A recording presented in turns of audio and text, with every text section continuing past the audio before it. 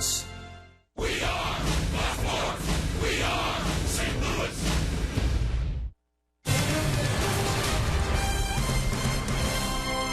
This is St. Louis Cardinals baseball.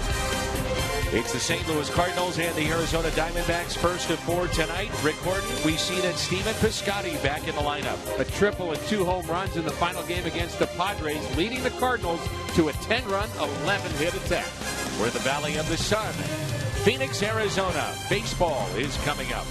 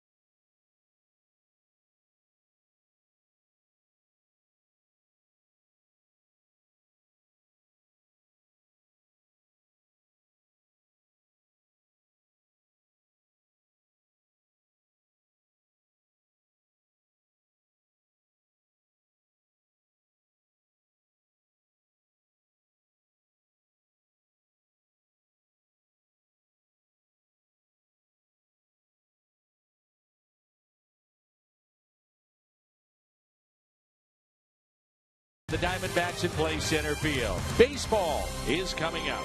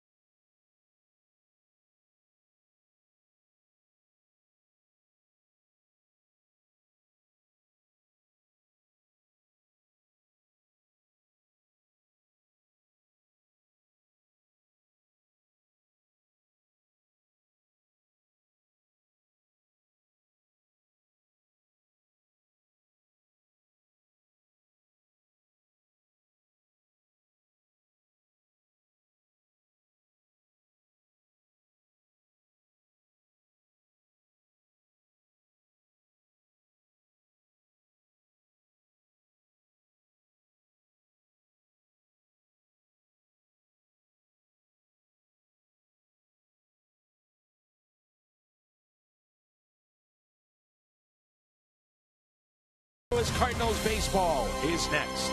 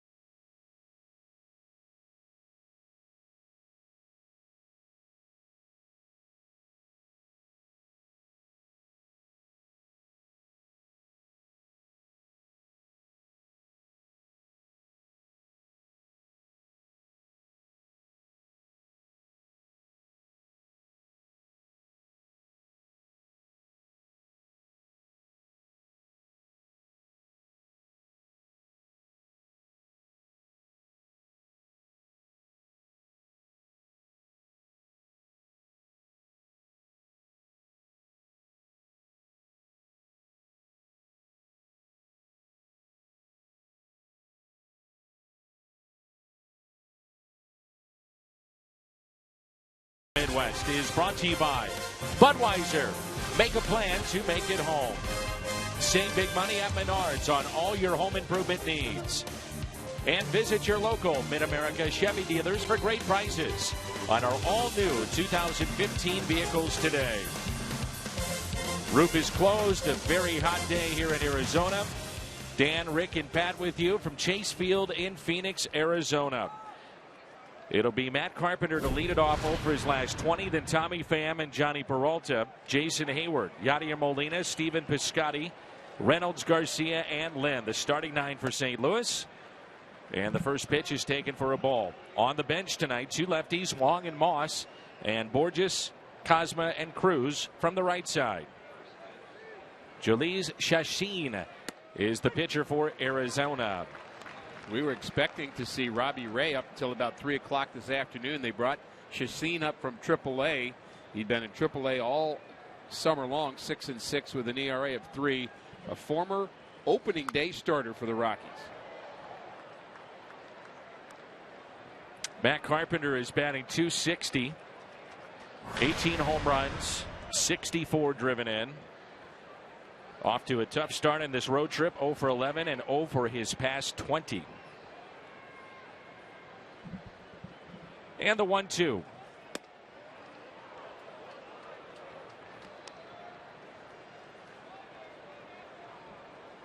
Greg Gibson is your home plate umpire. Chad Fairchild at first. Pat Hoberg is at second. Jim Joyce, the crew chief, down at third. The 2-2. Fouled back by Carpenter. Chacin does not throw as hard as he used to as we look at our umpires here for this series.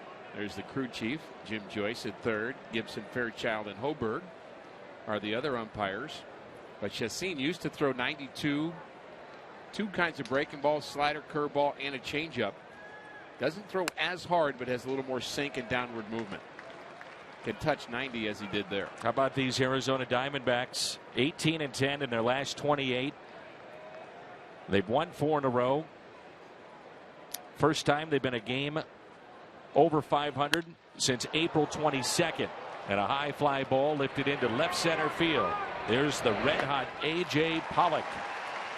Former second baseman and third baseman in the big leagues. That's Chip Hale. They are raving about the job he and his staff have done. Center fielder, number 60, Tommy Look at the defense. And also, this inning, a look at the pitch arsenal presented by Hyundai.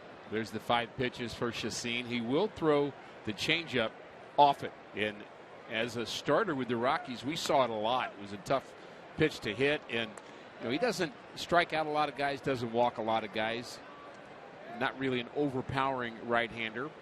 Still just 27 years of age. He's trying to remake his career following a couple of seasons with shoulder problems.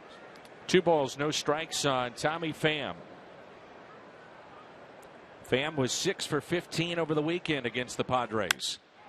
And he lines it into center field. There's Pollock again. 2 down.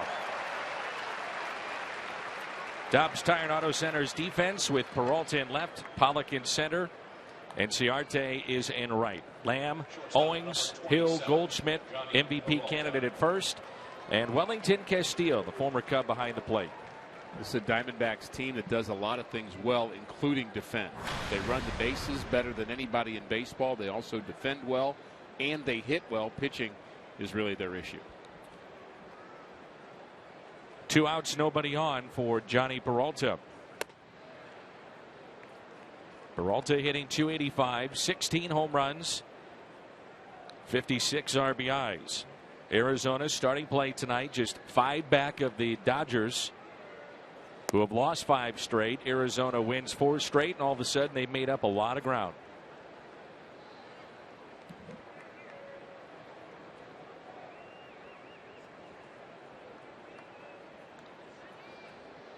The 2-0.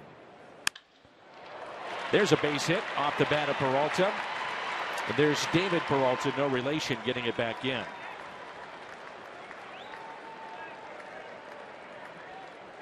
So the Cardinals are catching Arizona at the wrong time. One of the hottest teams in baseball since July 25th. Arizona 18-10. We saw a very good club over the weekend with San Diego. The Phillies have been better. Baltimore still in the wild card hunt in the American League.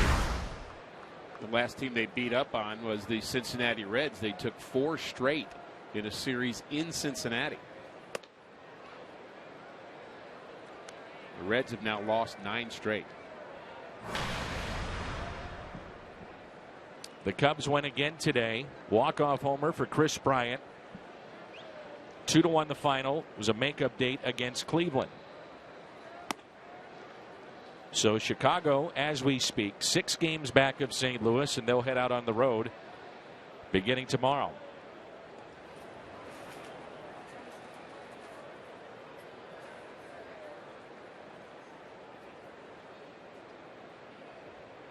Here's a 2-0. 2 balls, 1 strike on Hayward.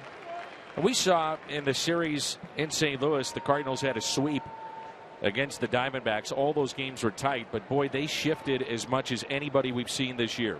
And the shift certainly on here for Hayward. And this ballpark, we should point out, is really, in my mind, a hitter's ballpark. The ball carries here tremendously. We saw Hayward in batting practice hit a bunch of bombs here, and he's swinging the bat well lately.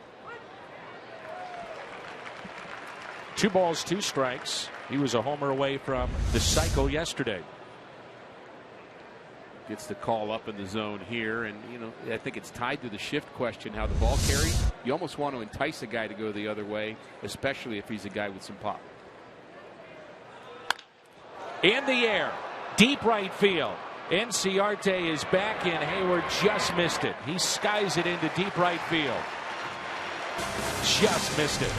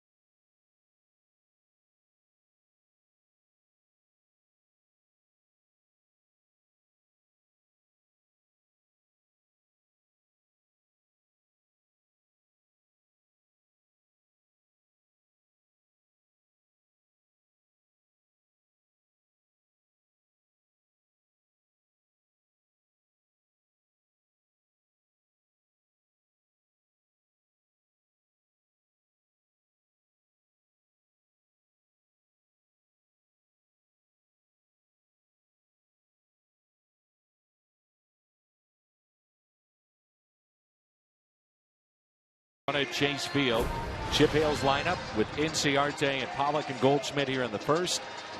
Then Peralta, Castillo, Lamb, Hill, Owings, and Chacin. Jared Saltalamacchia, he's now with Arizona, switch hitter. Backup catcher Nick Ahmed, Hernandez, and Yasmani Tomas on the bench.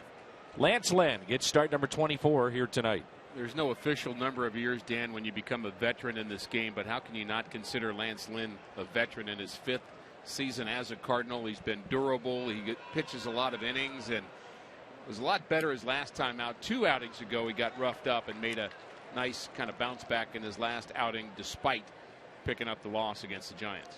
Ender Inciarte is batting .295 with 4 home runs. He's driven in 34. A little tap route in front of the plate. Molina pounces on it for the first out.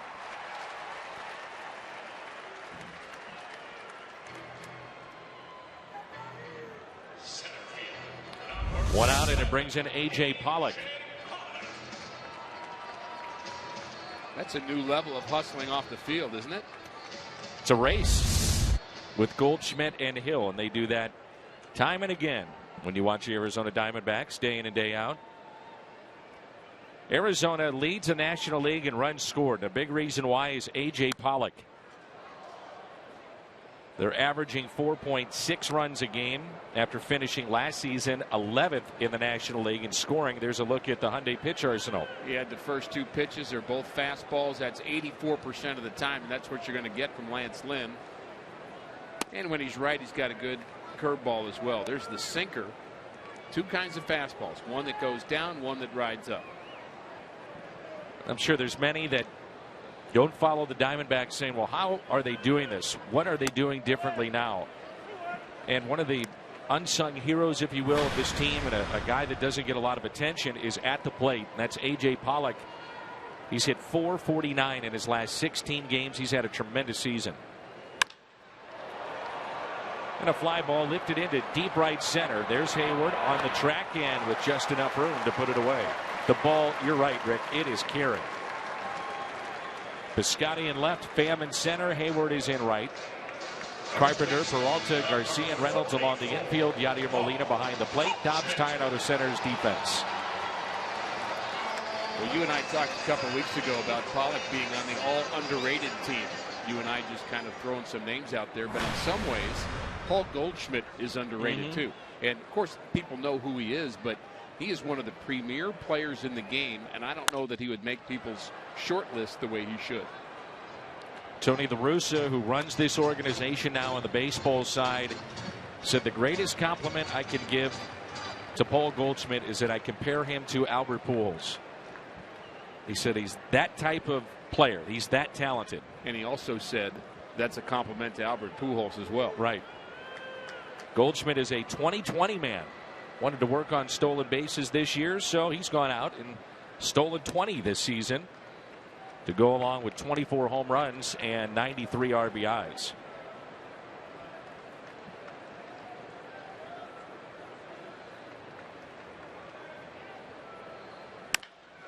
Ground ball with the breaking ball by Lynn, and Carpenter throws over to Mark Reynolds. There's Tony La Russa there on the left. 1, 2, 3 go the Diamondbacks.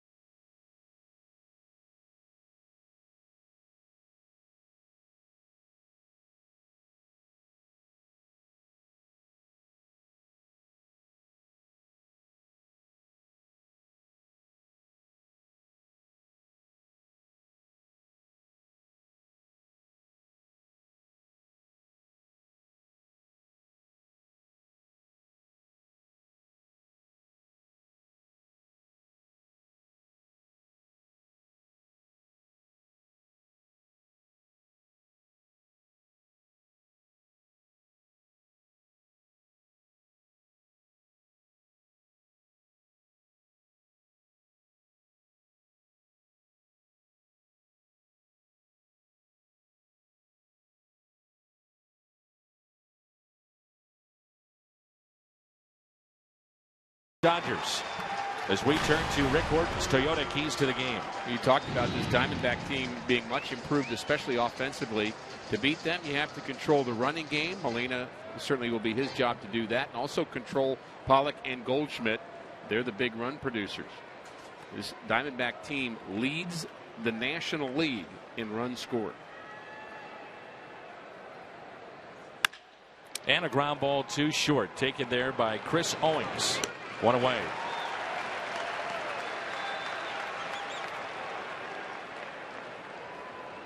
In steps Stephen Piscotty, fresh off his 2-home run afternoon in San Diego. 5 RBIs. He's done a tremendous job since being called up.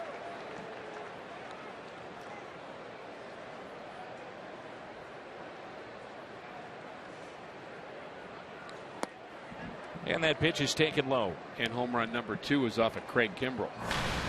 And there's something about that, Dan, that I think is even more elevating than the fact that he had 3 hits in the game and 2 of them were home runs. The fact that one of them was against Kimbrell.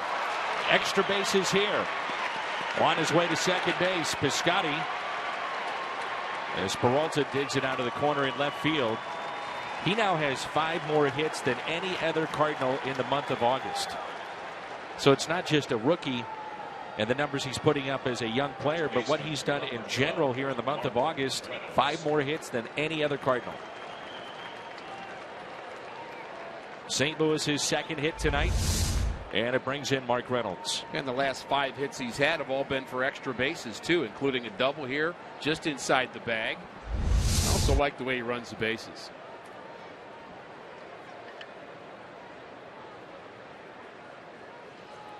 Mark Reynolds very comfortable in this ballpark. Started his big league career with the Diamondbacks, was their everyday third baseman. 10 home runs on the year.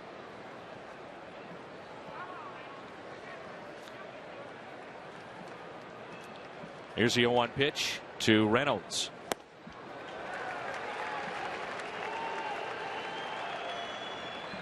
That's Jake Lamb, the third baseman. A rookie for the Diamondbacks on the dive. A couple inches short.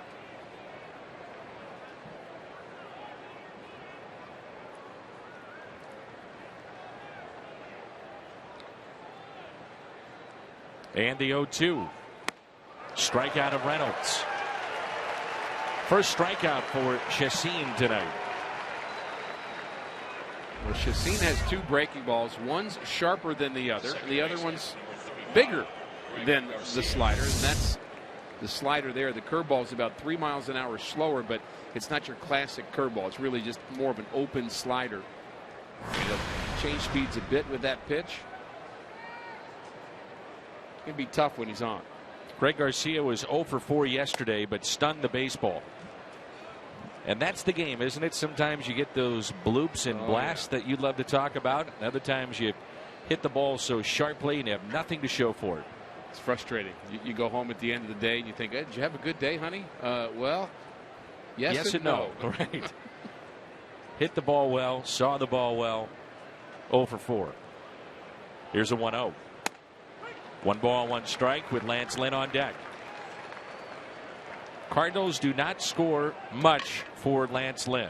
Doesn't get a lot of run support. As a matter of fact, for pitchers that have 15 or more starts this year, Lance Lynn is 4th in terms of lack of run support. Ground ball to the right side, taken there by Aaron Hill. And Piscotty is left stranded. But it's another extra base hit for the Cardinals rookie, making an impact. No score.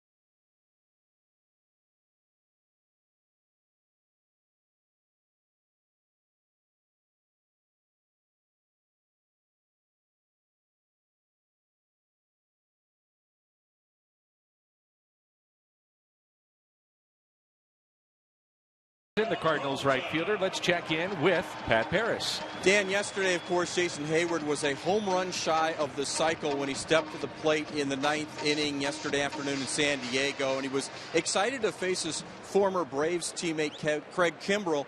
He had no idea that he needed just the home run for the cycle. He said didn't even cross his mind until he was done with that at bat and he made the out that he was told about the near cycle, and he said, you know, he wished he would have known, but on the other hand, he wouldn't have changed his approach anyway. He just wanted to try to get a hit off his former teammate. And a tough guy to face, as we all know, in Craig Kimbrell. And you mentioned it yesterday. You said, Dan, do you think we went down and asked Jason Hayward, he would know that he's home run away from the cycle? Yeah, sure. Why not? You said, I don't think so. And Pat found out the answer. How about that? Well, too bad Jason lied to Pat because he knew it the whole time. No, I don't know. Well, he was locked in and certainly had a nice day offensively. It was good, Pat, to have both Jason Hayward and Stephen Piscotty have big nights in the same game. Here's a 2-1 pitch to David Peralta, who's found a home here in Arizona. His name may ring a bell for Cardinal fans. He was signed as a pitcher in the mid-2000s, and the Cardinals released him because of shoulder injuries. Returned to Venezuela, that's where he's from. Vowed to make it as a position player, and here he is. Great story. And he strikes out against Lynn, the first of the night for Lance Lynn. 6 is a serious number and on the run. When the Cardinals score 6, any size drink, just 50 cents the next day. That's coffee, fountain, frozen drinks. When they score, you pour it your nearest on the run. You earned it.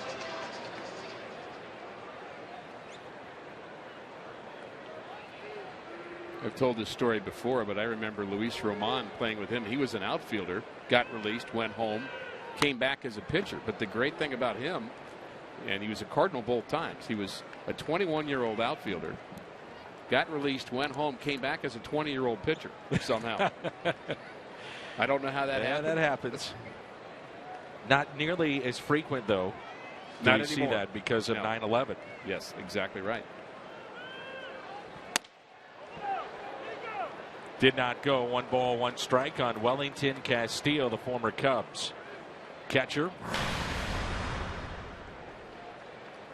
Having a nice power season here. Again, we mentioned the ball carries well here. Certainly does in Chicago on certain days. In the air, right center. That's well hit. Pham is on the move. At the wall, and it's gone.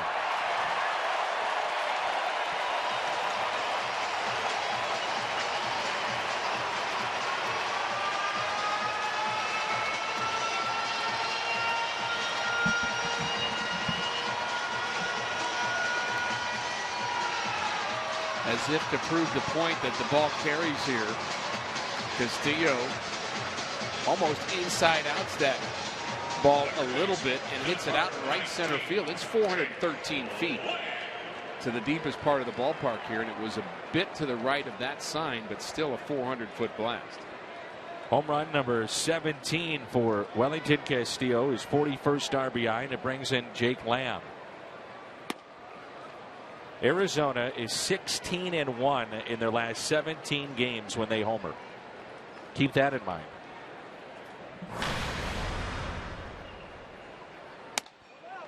And now in 18 of his 24 starts, Lynn is pitching behind in a game.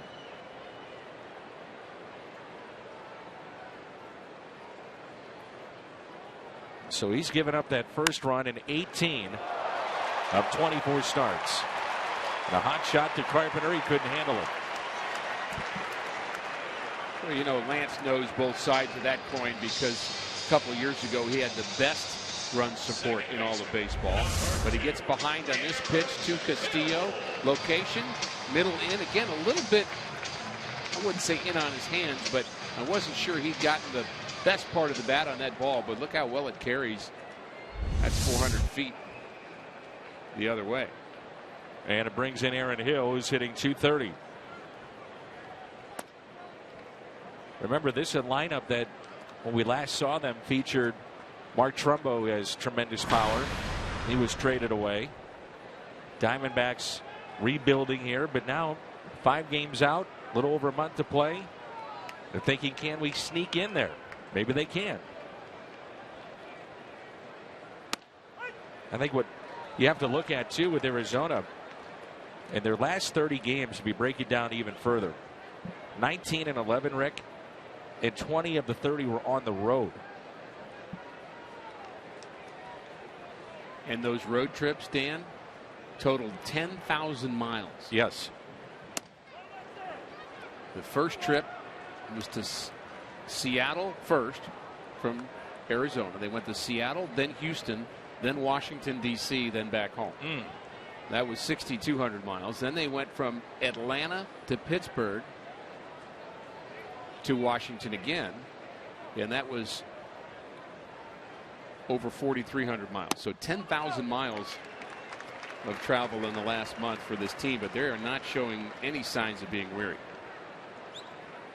3-1 the count on Aaron Hill.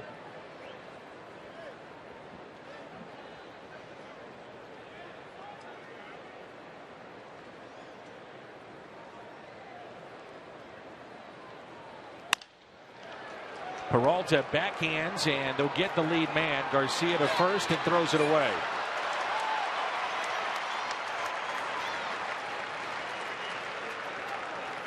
That'll put a man in scoring position. Greg Garcia trying to do a little too much. Yeah, it was an off-balance throw. Really did not have a lot on it, which certainly lessened the possibilities of him completing that double play. Probably didn't have a chance at it anyway. Nice play by Peralta, though, showing some athleticism. And there's kind of the off-balance throw. And you look at the runner, he's already 4 steps past the bag. So really a mistake there by Garcia to throw it. He should have seen that by then and just kind of held on to it. Again, you're committed in your mind to do it. Sometimes it's tough to stop, but it cost him there. Here's Chris Owings. He's at shortstop tonight. Remember, they had Didi Gregorius. He was traded to the Yankees once Derek Jeter decided to hang him up, so they were looking for a young, athletic shortstop. They got that in Gregorius.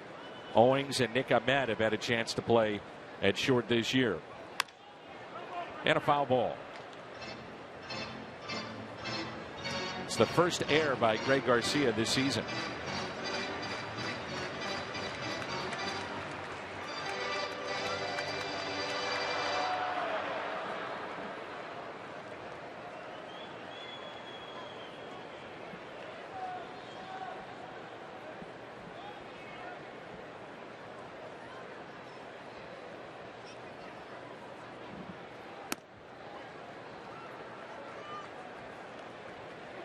Two and one the count.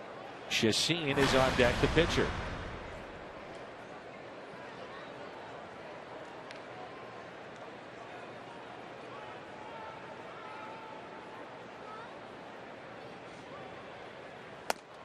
Diamondbacks making some moves today. Released the former Cardinal Gerald Laird. Chacin up from AAA. Zach Godley went from AA Mobile to AAA. And Danny Dorn was designated for assignment, so they had a lot of movement today. 3-2.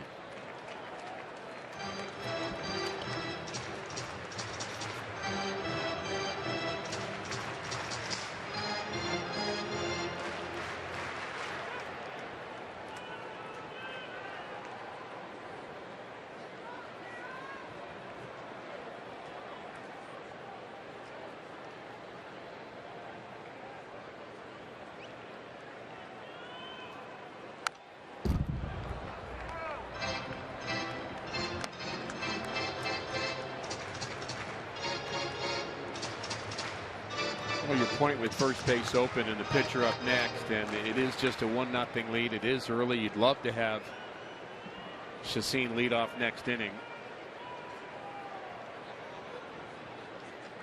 I like the idea of going right at that 8th place hitter. Not a big fan of intentional walks most of the time. 3-2.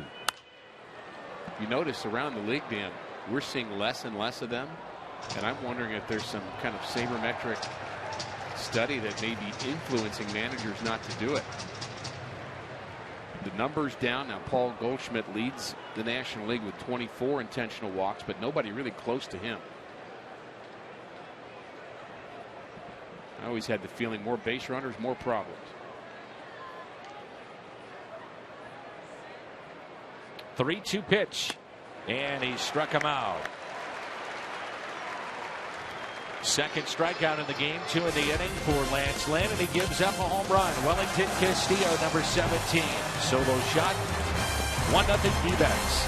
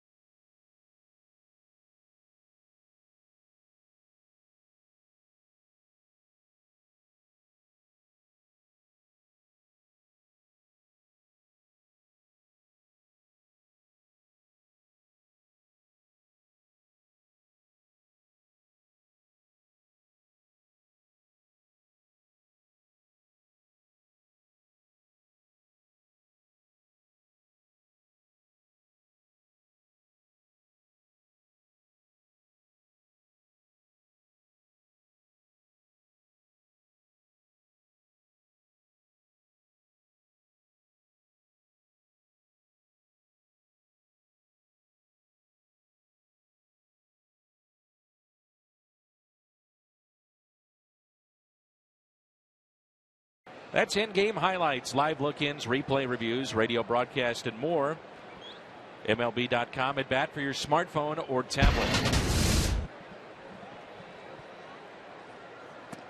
Lance Lynn leads it off here in the third inning.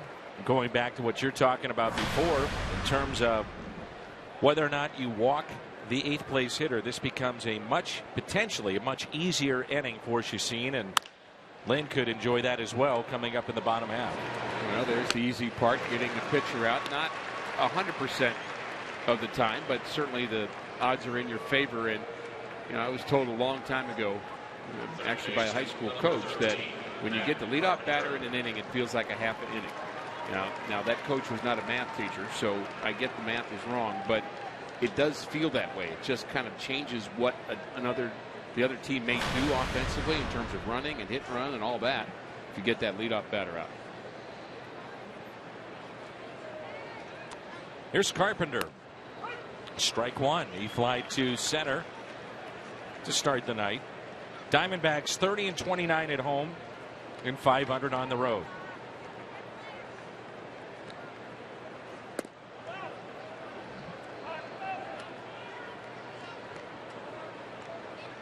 The Central Division of Major League Baseball and the National League, arguably right now the best in the game. I'm not sure how you could argue against it.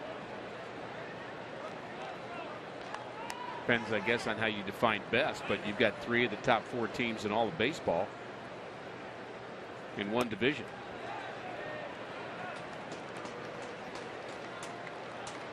Have to get there first, but could you imagine a Cardinals and a Cubs series in postseason play?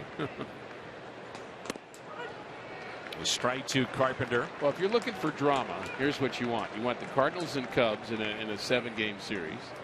And then you want the Cardinals and the Kansas City Royals in a 7-game series. Here's a 3-2. So right now, Carpenter in another one of those ruts, 0 for his last 21. His longest 0 for streak was back in 2013. At one point, he was 0 for 23.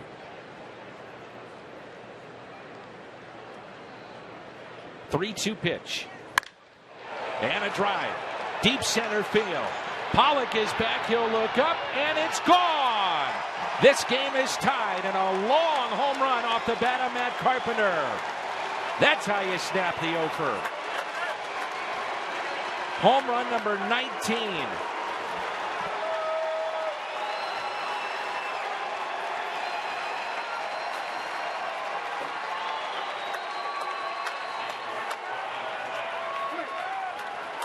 Talk about the deepest part of the ballpark. The guy I chatted most with about how the ball carries here in Arizona was Matt Carpenter, who gets his shower from Carlos Martinez.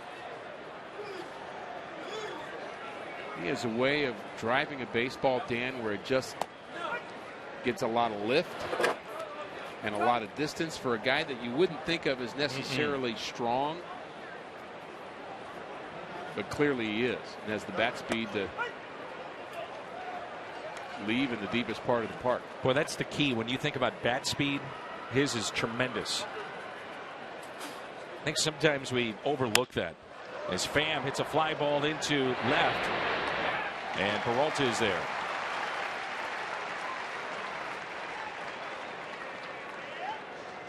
The ChooseNissan.com drive of the game off the bat of Matt Carpenter. One of the things that scouts look at, Dan, even when they're scouting high school, college players, and it's such a hard thing to scout a baseball player because you don't know what their skills will do translating to the next level. But one of the things they do look for is bat speed. If you don't have bat speed, you might hit a high school pitcher throwing 70, but you're never going to catch up to 90, 95.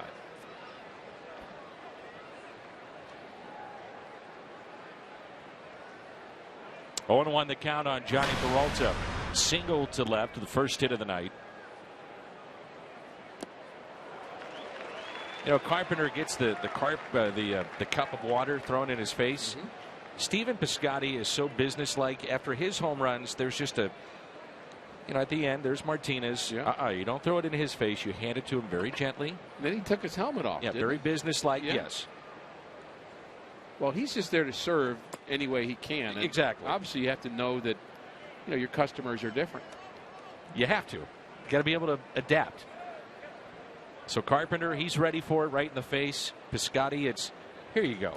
Very nice and gently handing you the cup of water. So does he have that all memorized, or is that a list somewhere? He's got it memorized. Let's see. If Garcia hits a home run, what do I do? What do I do there? And do I have to inform him because obviously there's some choreography in it. Right. I get a kick out of watching him. Me too. Brings energy to this club. 2-2 the count on Johnny Peralta.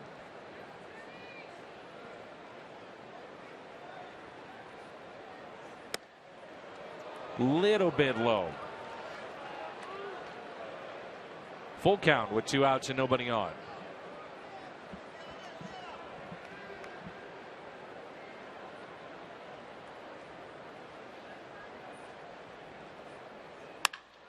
Hit sharply to third. Taken there by Jake Lamb. Low throw. And picked by Goldschmidt.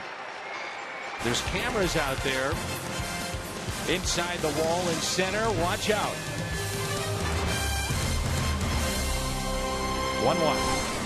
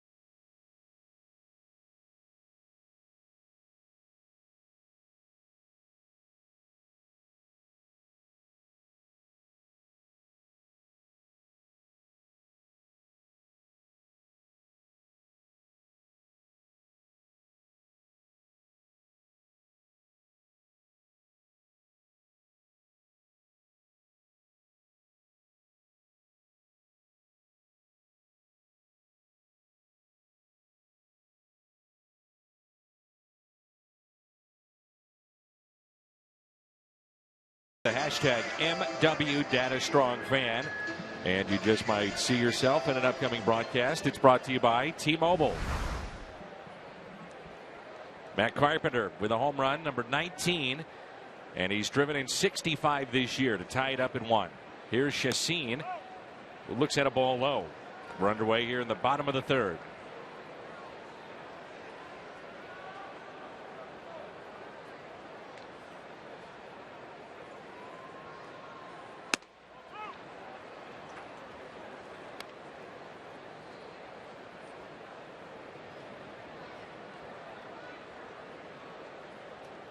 Chacin, and then the top of the lineup.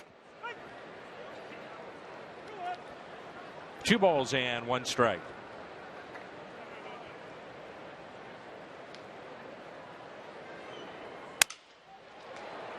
Broke his bat, and it's hit to Johnny Peralta. Puts him away for the out.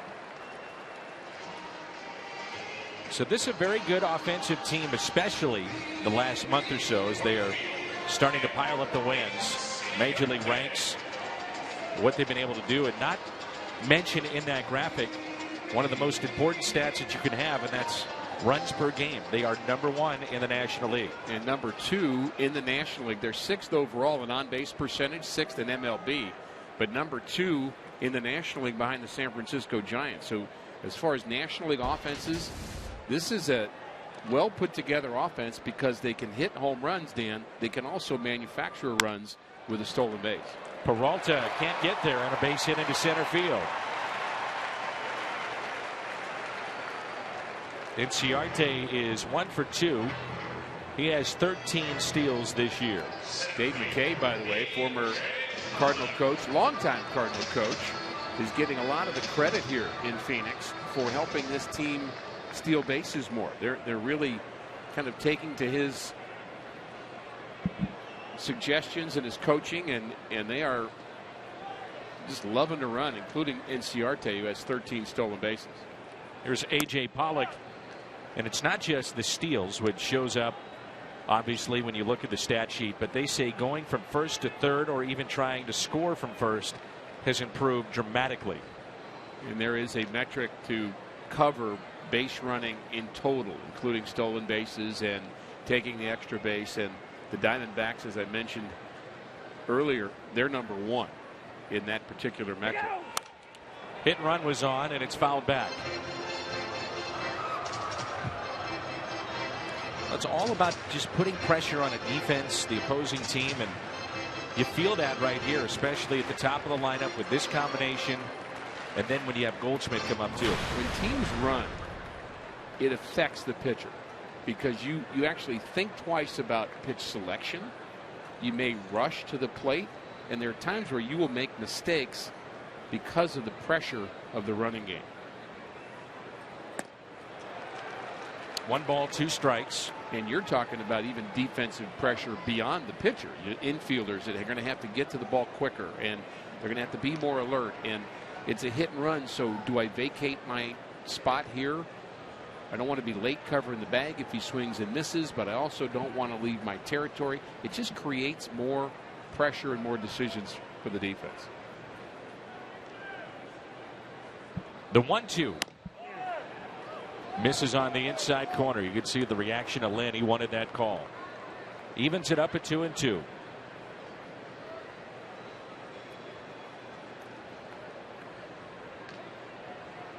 Five pitchers have made at least 10 starts for the Cardinals this year. All 5 an ERA that's under 3.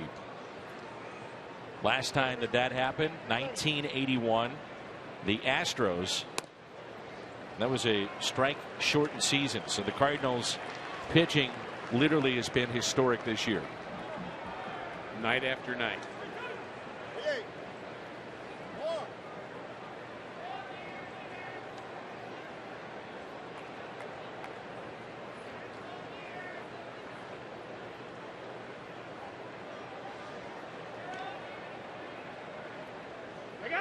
Runner goes, and a ground ball that's hit to short. Out at second, and they're able to turn the double play.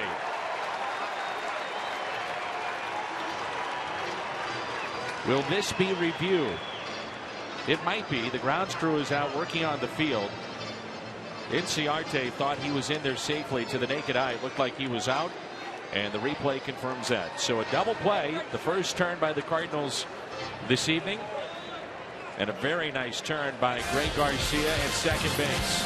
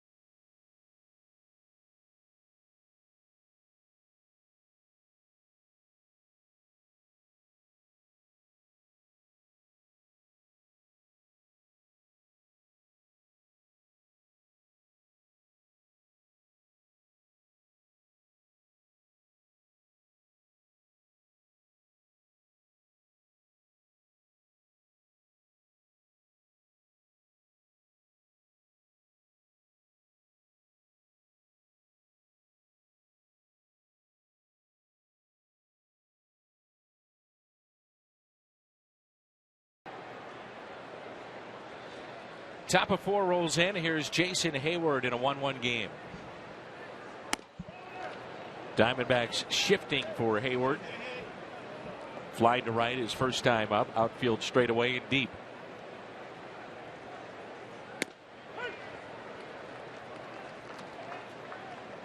Very nice turn by Greg Garcia on the double play moments ago.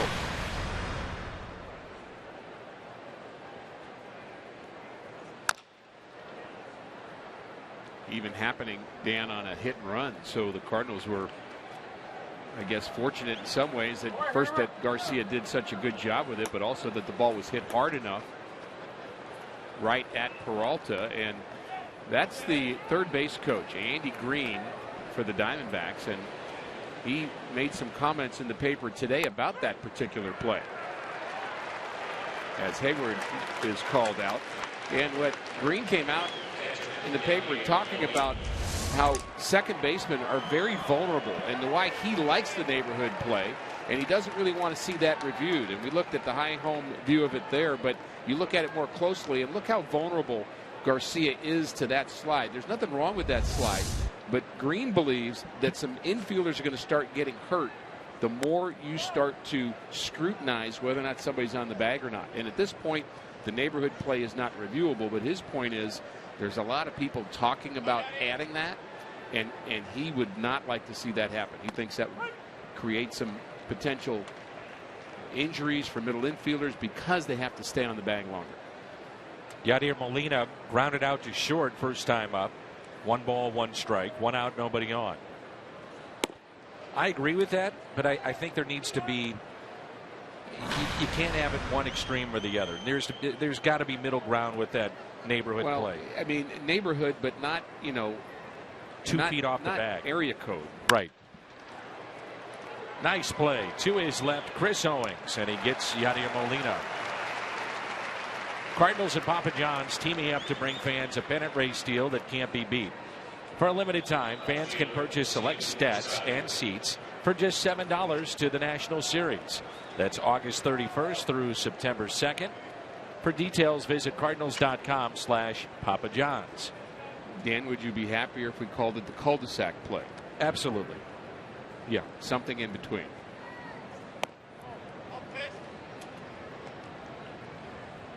Take your headset off. You're done for the end. I'm just trying to make you happy. The cul-de-sac play. Just an idea. It is. It's something. It's an idea.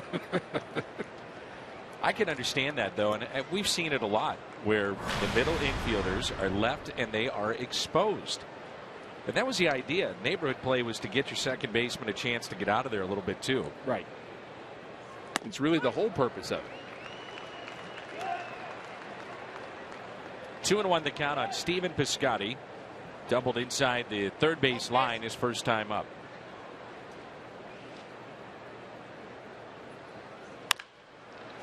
And he chops that foul. Dan, I think you already see that when infielders put tags down, they've had to kind of relearn that too. You don't see swipe tags anymore. And you see infielders, I mean, they're sticking their face right into the basically the sliding lower half of a player to make sure that that glove stays down and the tag is applied. And a called third strike on Stephen Piscotty. 3 strikeouts tonight for Chacin. 2 in the inning. It's 1-1.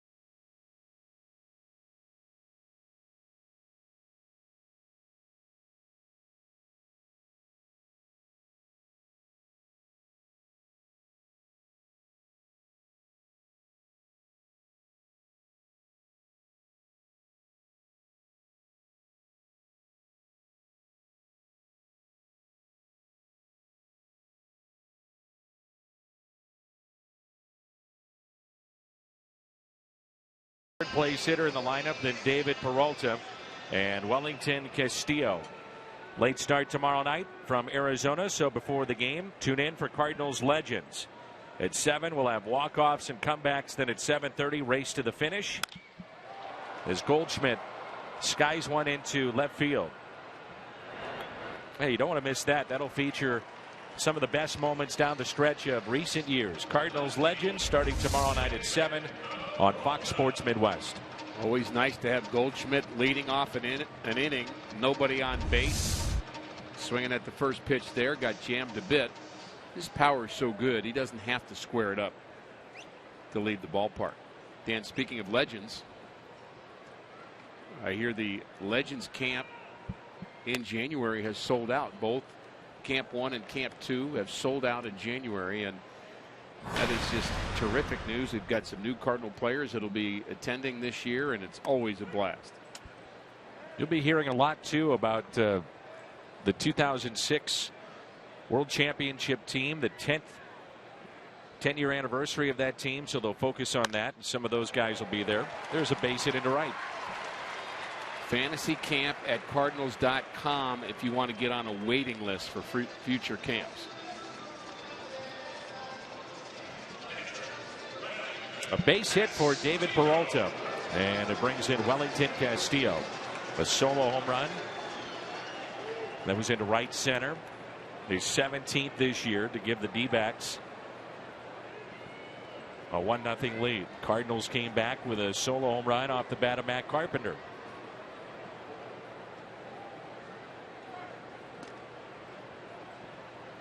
Peralta with 5 stolen bases this year.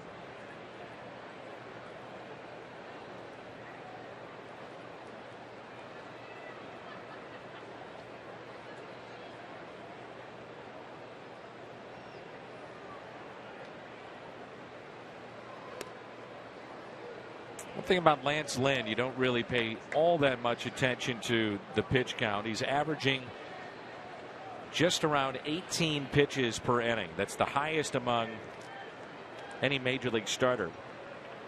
And in his last start, he had 53 pitches that were called for balls. That was the most of any starter this year. Also had a fair number of walks in that game, too. He walked 5, struck out 6. Only gave up a couple of runs against the Giants. I wouldn't say he was sharp, but still a good bounce back from that rough outing the time before.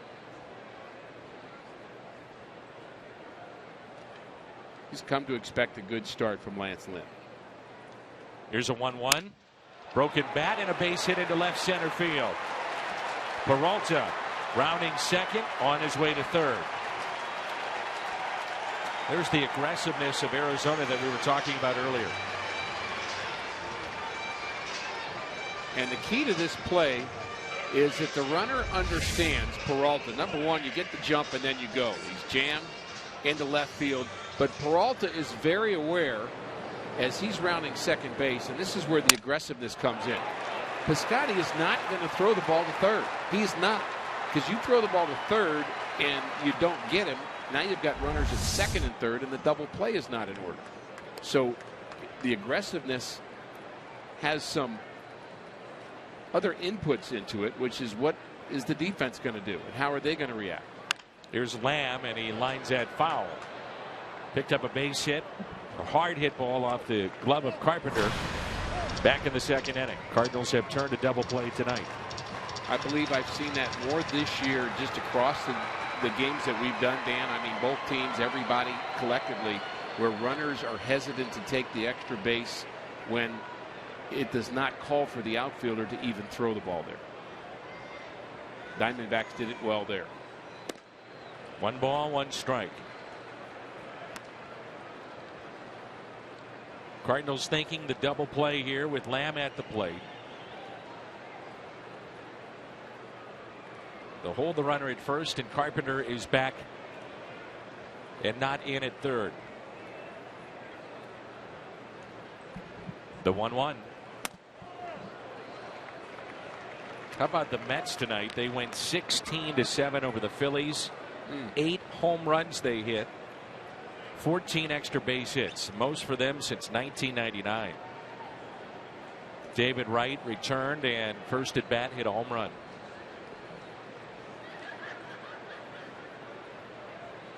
2-1 the count.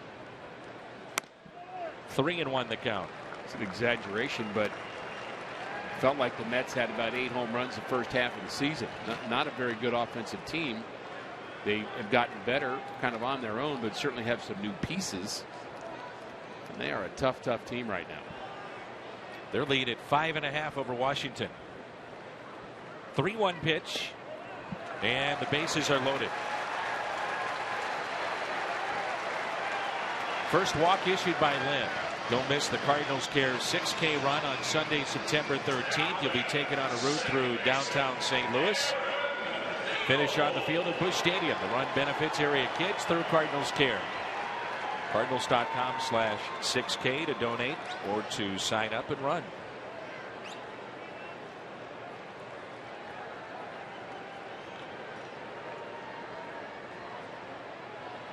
Here's Aaron Hill. Hit into a fielder's choice his first time up. Bases loaded. Only one out. There's the ground ball. Carpenter steps on the bag, and it's a double play. The second double play turned by the Cardinals tonight. Lynn gets out of the jam with a little help from Matt Carpenter and a heads-up play. Gets the ground ball at the bag at third and makes the throw. His reaction. This game stays tied. It's 1-1 as we head to the fifth.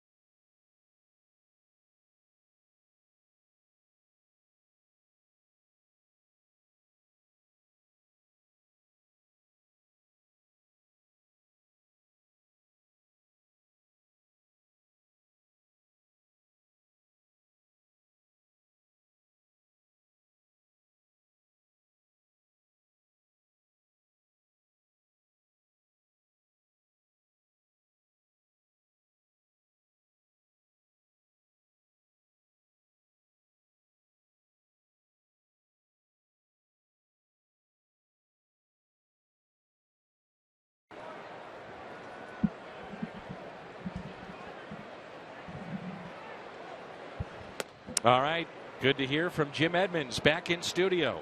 It's been a while. There's Mark Reynolds, who struck out back in the second inning. Cardinals have struck out 3 times tonight. The Pirates, they win their game 5-2 over Miami. They're now 27 games above 500 for the first time since 1992.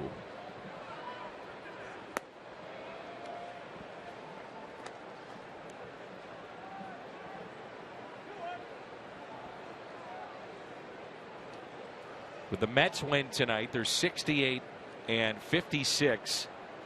They have a better record than the LA Dodgers. As Reynolds smokes that into left field. Think about that. The Mets have a better record than the Dodgers. Well, the Dodgers better be careful, or they're going to have a lot of teams saying that. They are on a slide right now. Reynolds gets a pitch he can handle, drives it to left. Dodgers have lost 5 straight.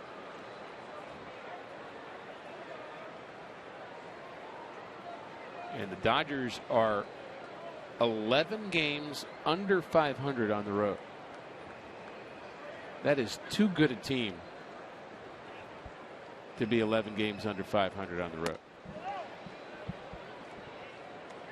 Here is Greg Garcia, grounded out to second, first time up.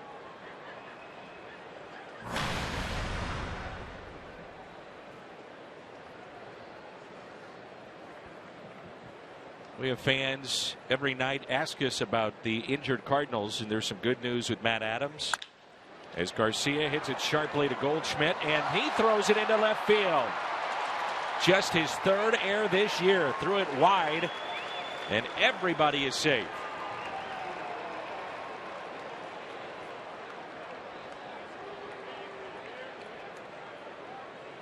Very good defender. We talked about how he does all the little things right. That is just error number 3. And trying to get that lead runner, he just threw it wide to the shortstop on the move. It's not an easy play to make. We saw the Cardinals mess that up a few days ago. But I also like the fundamental work of Peralta, the left fielder. I'm not sure backing it up is the right term, but he got to it quickly. There's the errant throw behind Owings, and right behind Owings is the left fielder Peralta charging the baseball to keep Reynolds from going to third. That's anticipation. Lynn will square to bunt and then swing away. Strike 1. Matt Adams, who's been working down in Florida since the weekend. The Cardinals have not announced when he'll be appearing in minor league games, but Mike Matheny said before the contest here in Arizona, September 1st is the date that they expect, more than likely, that he'll appear in some minor league games. So his return is not too far around the corner. Very good news. Been out since May 27th. We saw John Jay take BP here today, too. There's the bunt defense. When you think Tony La Russa, you think aggressiveness against the bunt. Strike 2 on Lynn. Really a hallmark of his years managing the Cardinals was getting that lead out at third base, and Lynn hasn't even offered to bunt the last couple of pitches. They had the wheel play on for the first pitch. Now they're waiting for the sign from the dugout on how to defend now that it's 0-2. My guess is he's bunting now.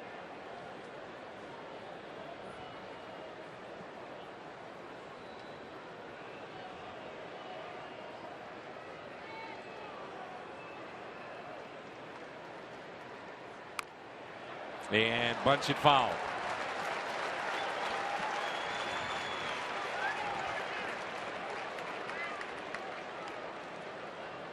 Fourth strikeout for Chacin. The aggressive bunt defense makes you think twice about bunting, and that's exactly what La Russa did to teams for years, and I think that's why Mike didn't have him bunt at those first 2 pitches. Didn't want him to bunt into a double play. Now brings in Carpenter, who had a solo home run back in the 3rd, measured at 432 feet.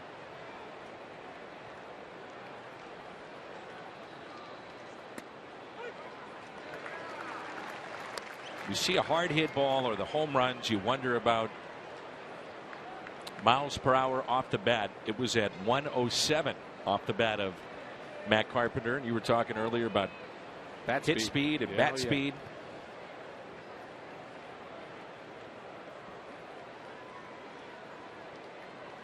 So 2 on and 1 out. The 1-0.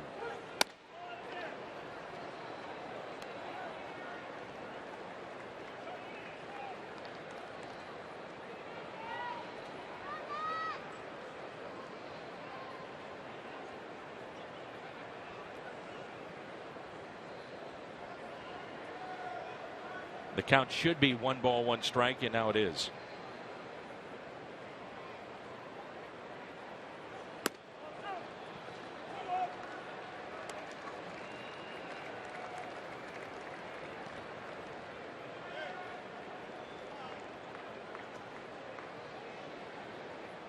Two balls, 1 strike on Carpenter, who has been one of the best with runners in scoring position this year for the Cardinals.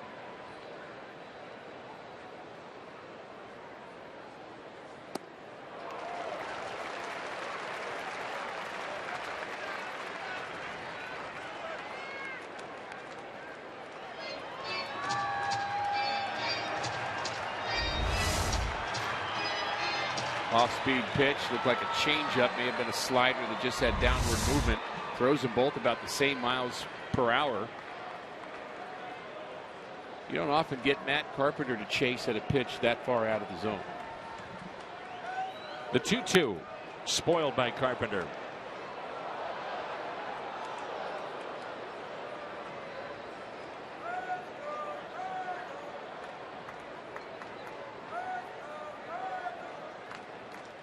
Inning started with a base hit to left by Reynolds. Greg Garcia bounced a ground ball to Goldschmidt. He committed his third error and what would have been a potential double play. Threw that into left field. Lynn the strikeout on a bunt attempt, and now a 2-2 pitch to Carpenter. Strikeout number 5. Labor Day, Monday, September 7th. Get the third bobblehead in the Announcer Series featuring Hall of Fame broadcaster Harry Carey. 25,000 fans ages 16 and older received the Harry Carey bobblehead with a voice chip of his epic call of Stan the Man's 3,000th hit. Courtesy of Maryville University. Tickets at cardinals.com/promotions. Here's Tommy Pham, 0 for 2. He's flied to center and also flied out to left.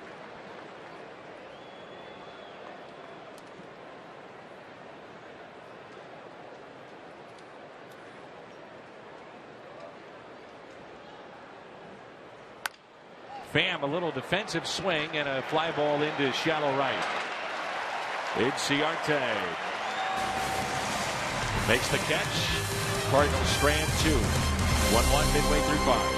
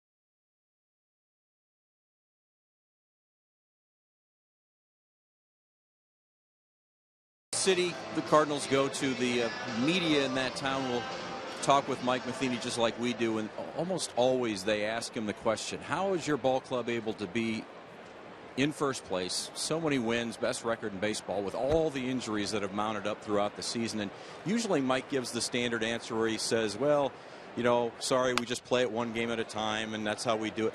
Well, today he took a little different tact to that whole thing, and I think we got some insight into how he leads this ball club. And he almost talked in a football mentality about not allowing that outside distraction, not allowing any of that talk to get into that clubhouse, and that they were going to use that as motivation. If you tell us we can't do it, if we can't be in first place, that's just going to motivate us to be a team that's in first place and have the record that they have. I thought it was very insightful that he took a different tack than he has been doing all season with the visiting media. Rick? Well, Mike certainly heard his words, and I think I understand Mike's kind of direction. Foul territory and off the glove of Garcia. I think you never want to tell your players that, oh no, everybody's hurt, let's quit and go home. I mean, that would be the kind of the absurd other end of the conversation. But I think when he kind of was talking to the media today, he was almost like he was talking to his players and not to the media. If you're talking to fans, I think the answer is this Cardinal team has done a great job of filling in, and you give credit to the guys that have done it. It's not really insulting to me, the veteran guys or the established guys that are hurt. And he just, I think Mike really believes 100% that the answers that he's giving at the press conferences are to his players. And they believe they're going to get messaging from that and read what he says, and he does not want to communicate to his players filling in that he doesn't believe in them. Third strikeout for Lance Lynn. Our DraftKings players to watch update. Trout, McCutchen, Pollock, and Kane, the highest OPS for center fielders in the game. On base plus slugging percentage, OPS. McCutchen went 2 for 5 tonight. Gregory Polanco, his teammate, 4 for 5 in a Pirates win. So more specifically on Mike's comments, and I respect him tremendously as a manager, but I don't believe it's an insult to ask that question, because I think to believe that it's an insult is to say that Matt Holliday's not that important a player, and he is. Randall Grichuk's an important player. John Jay's an important player. Matt Adams is an important player, and to say that it doesn't matter that they're out, I mean, isn't, I think, fair to them. But I understand why he's saying it.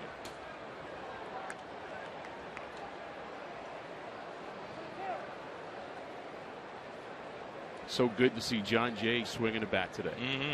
And you and I have talked about him quite a bit over the last couple of weeks. I think he's just the kind of player that Cardinals have missed in this offense this season. He's the guy that kind of gets that hit in the middle, keeps things going. Line drive into right center field. The pitcher, Chacin, with a single. 1 for 2 on the night. The Diamondbacks have to be thrilled with what they've gotten from him so far this evening. Oh, there's no question.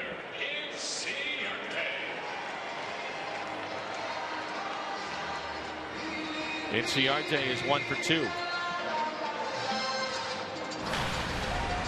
Chacin started out with the Cleveland Indians in AAA this year, and I think he was just happy to have a job, frankly. Sure. And again, he's just 27.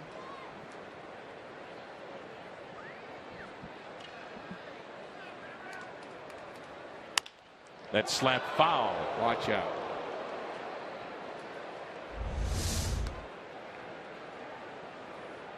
So everybody's got their own little way of celebrating when a pitcher gets a hit. I'm not sure I can interpret that particular sign language. 1 out, runner at first, and an 0-1 pitch. Are they driving a bus? What are they doing? I don't know. Every team has got something they unique. do.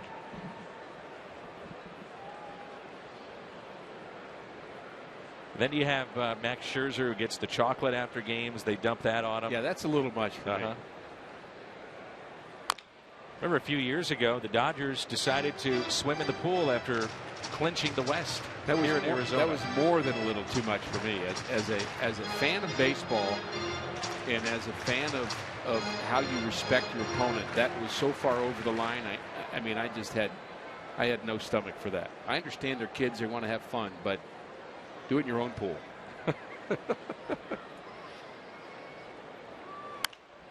And hey, I had friends on that team, and I played for the Dodgers, loved the organization, but that was an embarrassment to me, honestly. That was an embarrassment to me as a former Dodger that they did that.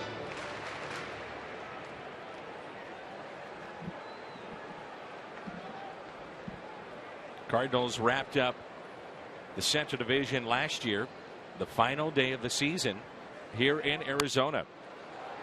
And you may remember it was Adam Wainwright scheduled to start. He was in the bullpen getting loose. We had to wait and see. But Pittsburgh would lose. They did. The Cardinals then wrapped it up. So they pulled Wainwright. Nick Greenwood made the start. Tommy Pham caught the final out. And the celebration was on in the Cardinals clubhouse. 1 ball and 2 strikes. And a ground ball that's hit to second. Garcia throws it into left field as he slipped.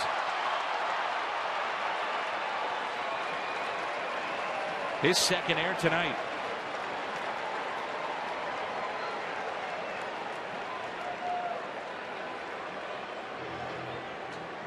Tried to plant, he slipped, and that should have been an inning-ending double play.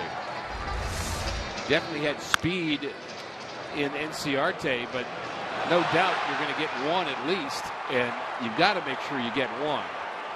And that, unfortunately, could be a big play in this game because you get to the bad part of their order, too. That's the worst part of it. And so you've got A.J. Pollock, one of the hottest hitters in all of baseball, up and a chance to do some damage. And then after that, it's Paul Goldschmidt. You saw the reaction of Lance Lynn. He was screaming out there, upset. Second error that's been committed behind him. As the Cardinals were trying to turn their third double play tonight.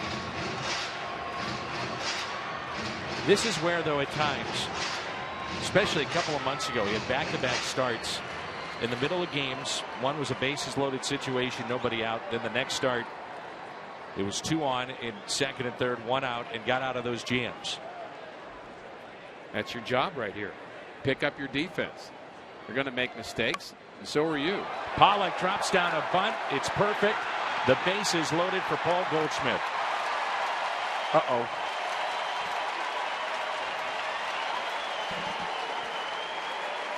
Well, the frustration level just tripled for Lance Lynn. The error first on the slip, the back foot of Garcia, over the head of Peralta. 2 runners aboard. Then the bunt single, Carpenter playing back. And all of a sudden, an inning that should be over is an inning that is far from over with Goldschmidt at the plate.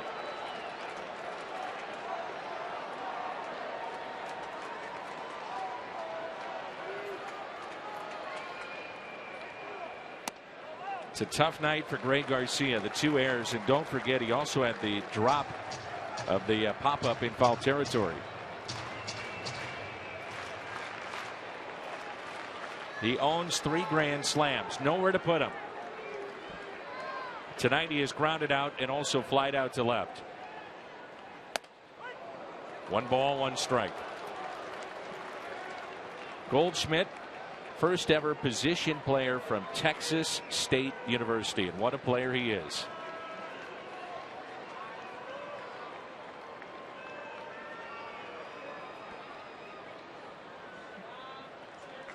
And the 1-1.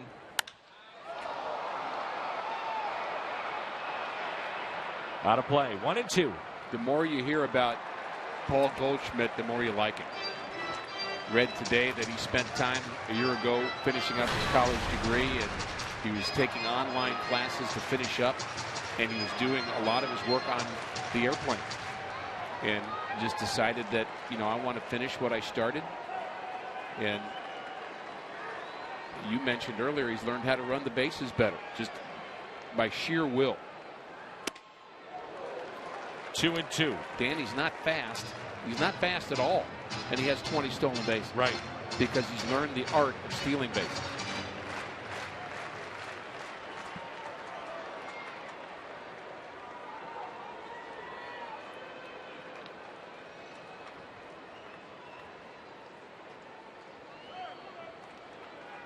Well, 2-2.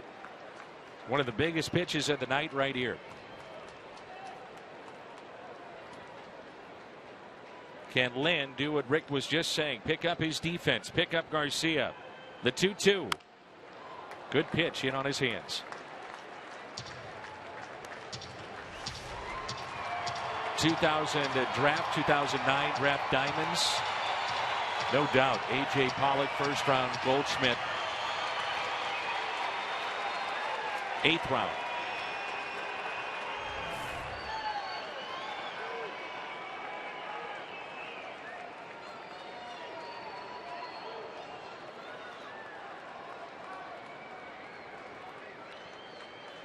The 2-2.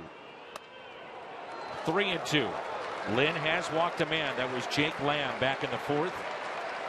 Bases loaded. 1 out. 3 balls, 2 strikes. And Lynn facing what very well could be the National League MVP.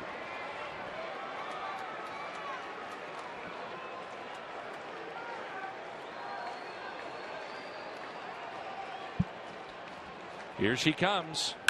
Ground ball. It's hit to short. Double play ball. The turn by Garcia. It's a double play. Third turn by the Cardinals tonight. Twice the Diamondbacks have had the bases loaded and 1 out. Twice they have not scored.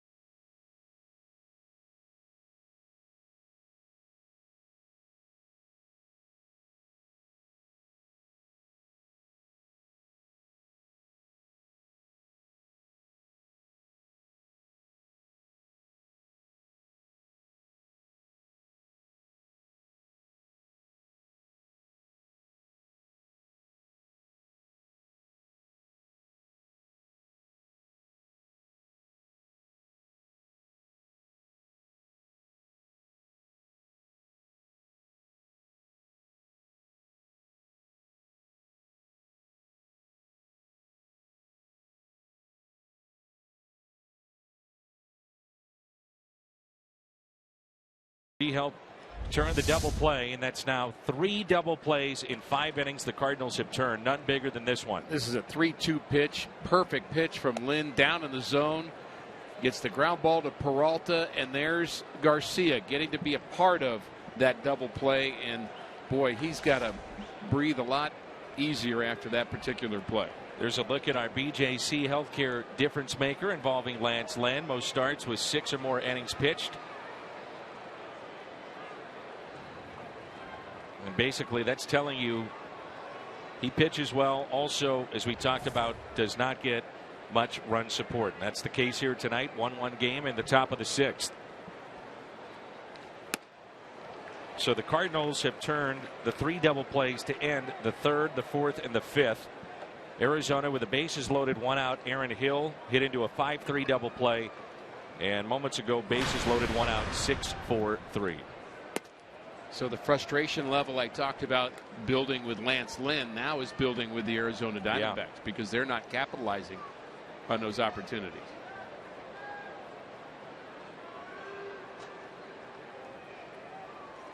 You know, we say it a lot, Dan, but I'm not even sure we can say it enough. How frustrating this game can be because it looks easy and it's not.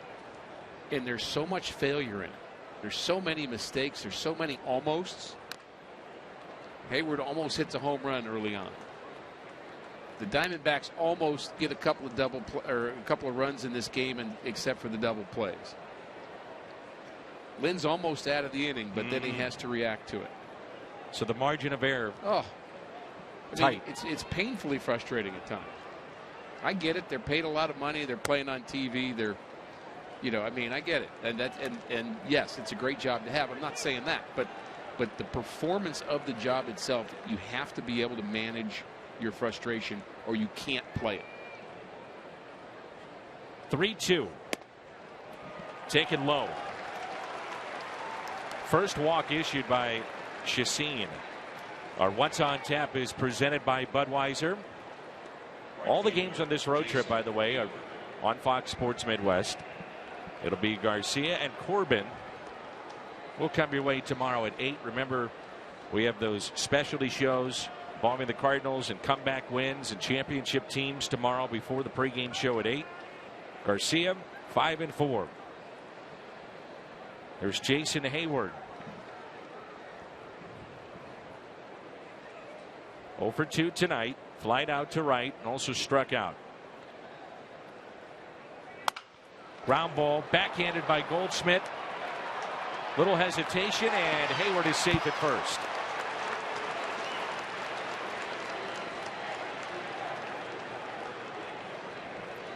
That goes 3-5 on the force out. So you have Jake Lamb, your third baseman, turning the double play with the shift. Looked like he had a little issue with it in the glove, and that little issue, that slight margin of error, as you talked about, allows Hayward to stay at first base. Yeah, that was a play of almost. I mean, Jason Hayward almost drove a ball into right field. He hit the ball hard. A couple feet to the left, he's got a base hit. Runners at first and third. That almost didn't work. Then Goldschmidt gets the runner at second base, but because of that hesitation, the Diamondbacks aren't able to get that double play. And here is Yadier Molina. Molina, by the way, has been the battery mate for Lance Lynn in 22 of his 24 starts this year, and 89 of his 121 in the major leagues. Say what you will about stuff and power pitching, but to have this guy behind the plate majority of your starts, it certainly helps. No question about that. Not just helping you call the game, and I say that very specifically, helping you call the game, because it's still the pitcher's responsibility, but it's controlling the running game as he does.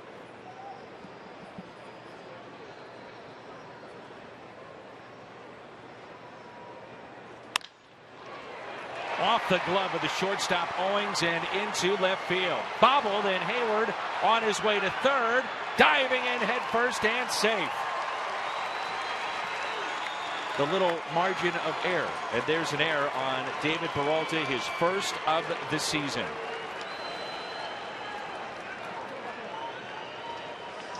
And before that, almost caught by the shortstop. And almost a double play, and you're heading to the bottom half of this inning. He takes a step to his left and was frozen for a second, and then just misses getting the ball. There's the bobble, and Hayward very alertly sees the bobble. He's got his head up. He knows what's going on. He anticipates again. Game is about anticipation as well, and he makes it to third base. That's a nice job of base running by Hayward, and now we have 4 errors in this game. And here is Piscotty, who was hit in 22 of the games that he's played in this year, this being number 31. He doubled down the left field line, struck out looking on a curveball back in the 4th. Runners at the corners.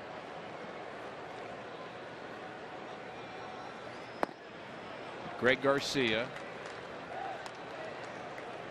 Paul Goldschmidt, and David Peralta came into this game with a combined total of 2 errors.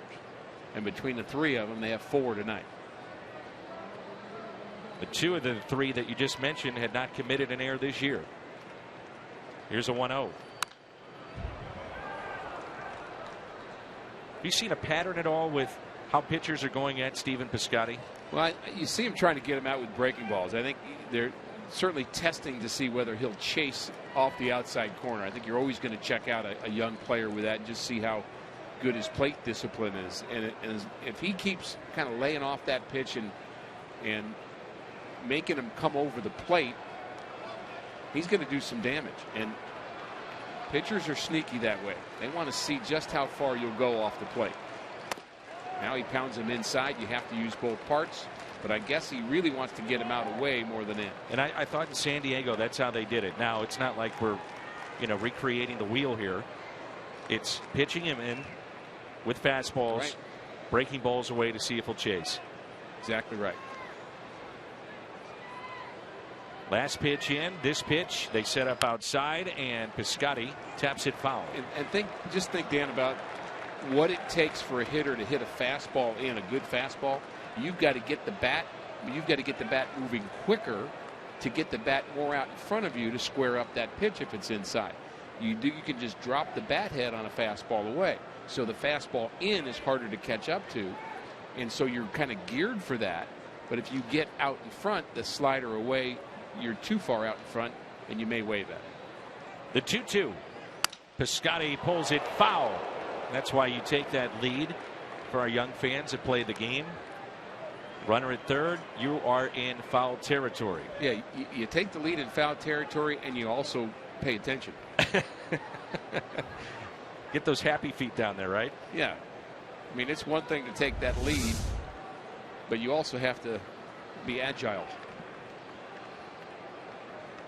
Now, this is Jason Hayward, by the way, with a sore leg that beats out the double play, and with the sore leg advancing on the bobble by Peralta. Been watching him on some of his routes to the ball, and those have been fine, but you can see the leg is still bothering just a bit. The 2-2. Chop towards third. Can they turn two? He is safe. And a run scores to make it 2-1 St. Louis. Lamb, he wanted to come home, at least initially, for a split second, and that may have cost him on the double play. Saw it exactly the same way you did. Lamb's indecision made this a closer play at first base than it needed to be. And there may be a discussion about whether or not he's actually safe or not. To the naked eye, I thought he was. But that split second where he looked home, and he's got to know, ball hit to me, I'm going second to first. Got to try for the double play. And here's the end of it. And he's safe. Yes.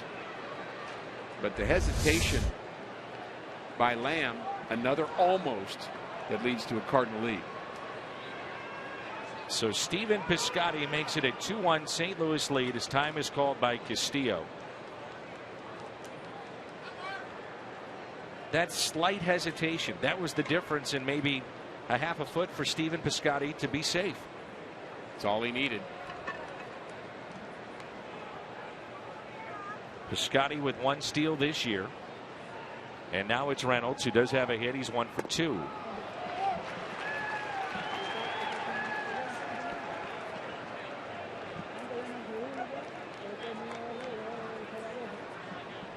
You know, the other thing that's a part of that play, Dan, is when a hitter is jammed, an infielder knows he's not going to get out of the box very quickly. So he had to be thinking double play is possible. As a fielder, you think about the countless scenarios, too, before the pitch is thrown. What am I doing? Slow hit ball. Who's the runner? Do I go home? Do I go to second?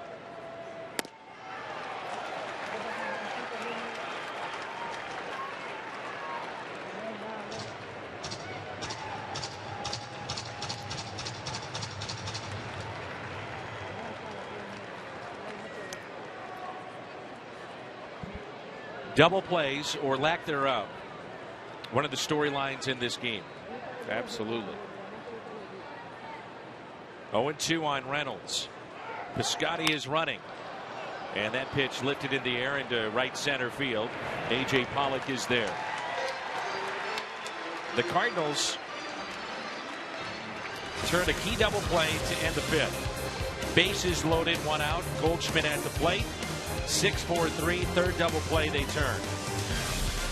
Watch the slight hesitation. Do I go home? Nope. Goes to second. Piscotty beats it out. It adds up to a 2-1 St. Louis lead.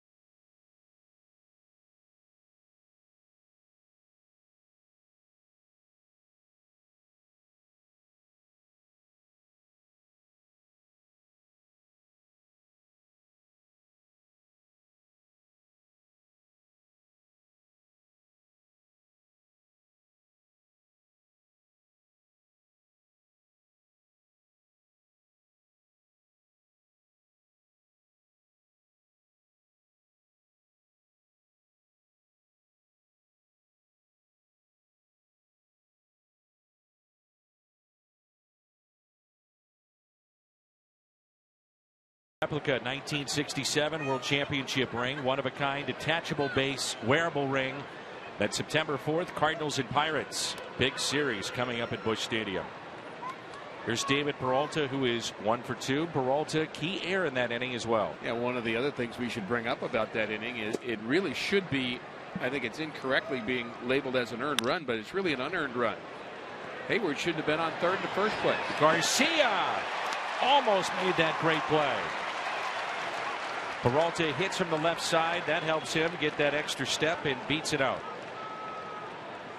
Did you say almost again? I did. It's been a game of almost the entire night. Now, will the Cardinals ask for this to be challenged? They might. Nice play by Garcia. Good strong throw. Clearly safe. So an infield hit. Peralta with 5 stolen bases this year. He's 2 for 3. Here's Castillo as a solo home run and also a single.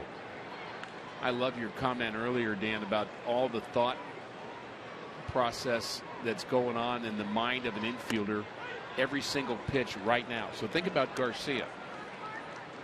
Ball to my right, I may shovel pass to Peralta. Ball hit to the left side, I got to cover the bag. Ball hit to my left, I'm going to have to make the decision about whether to get the lead runner. He's fast. The guy at the plate isn't. I better be sure I can get that lead runner at second. And the thought you don't want in your head is, oh, by the way, I've dropped the ball 3 times. Right. Because there's enough to think about. The great players in this game somehow, some way, were able to turn the page more times than not. Do you agree with that? I mean, the margin, and we're talking about little things, you know, the margin of error, the margin of the difference of great players. All these guys are the best in the world at what they do, but between the years, some are exceptional. Yeah, check out the number of times that Hank Aaron struck out, or Babe Ruth struck out, or I mean, Ozzie Smith made an error once. I never saw it, but I heard he did.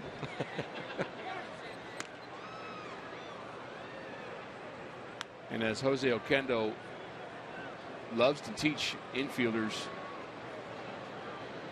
about the idea of making errors and what's the toughest play to make, and he quizzes them on that. The answer he always wants to get is the toughest play to make is the play after you've made an error. 2-1. Can they turn another double play? Yes, they can. Nice turn by Garcia. That's 4 turned by the Cardinals tonight.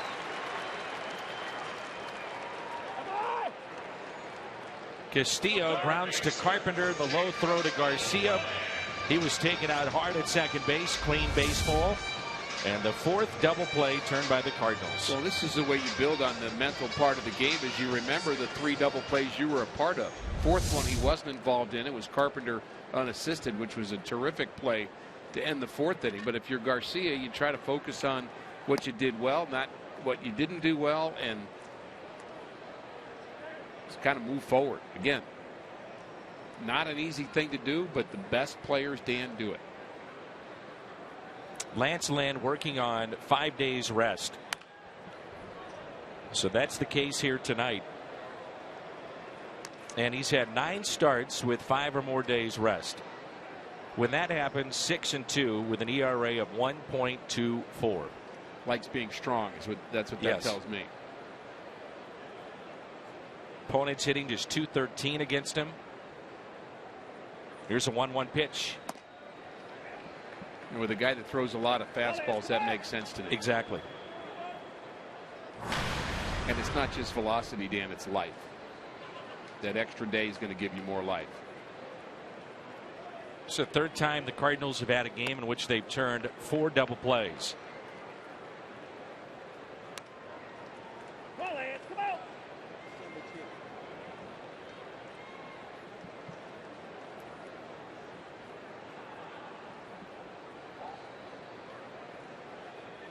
So the infield for the Cardinals has been busy here tonight.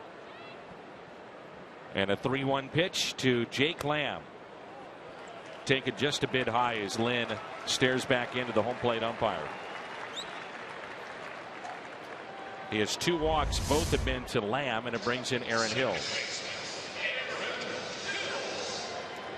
Lance was right on that one. It did catch the top part of the strike zone on the inner half. Not a great pitch, but it was a strike.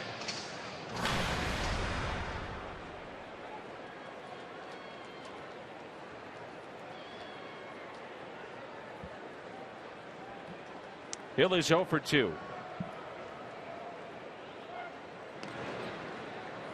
Lamb has 3 steals this year.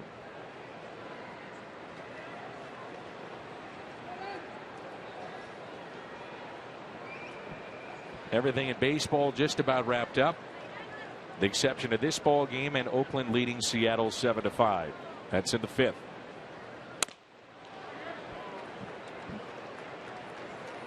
So more on the thought process of Greg Garcia. Johnny Peralta is playing Hill in the hole.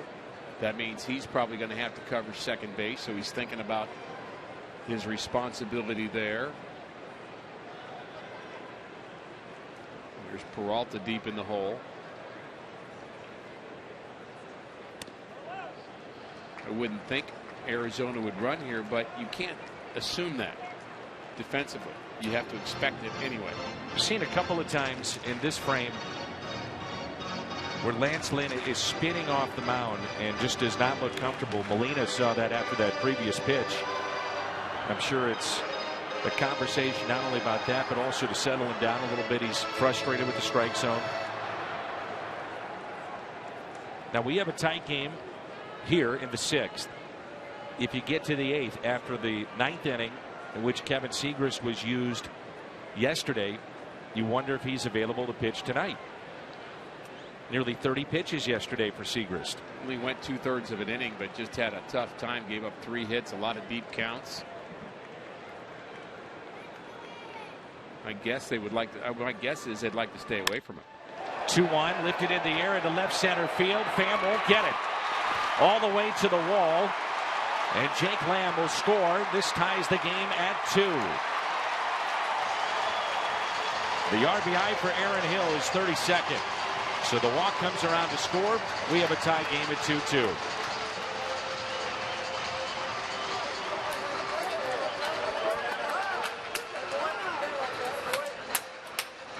A pitch that was almost a strike turns into a walk, and an inning that was almost over isn't.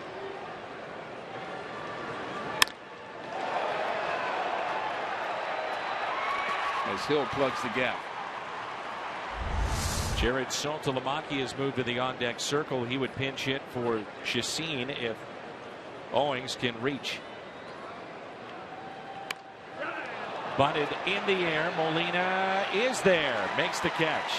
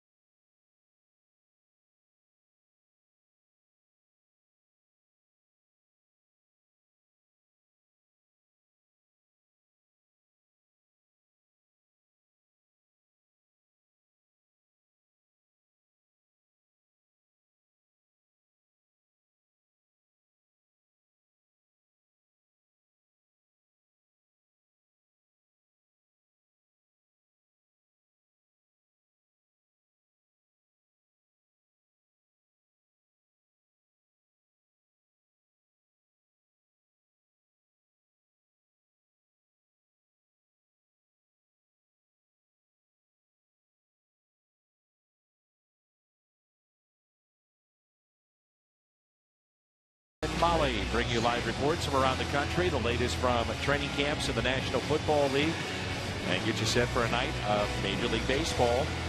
It's every day at 4 on Fox Sports 1, streaming live on Fox Sports Go.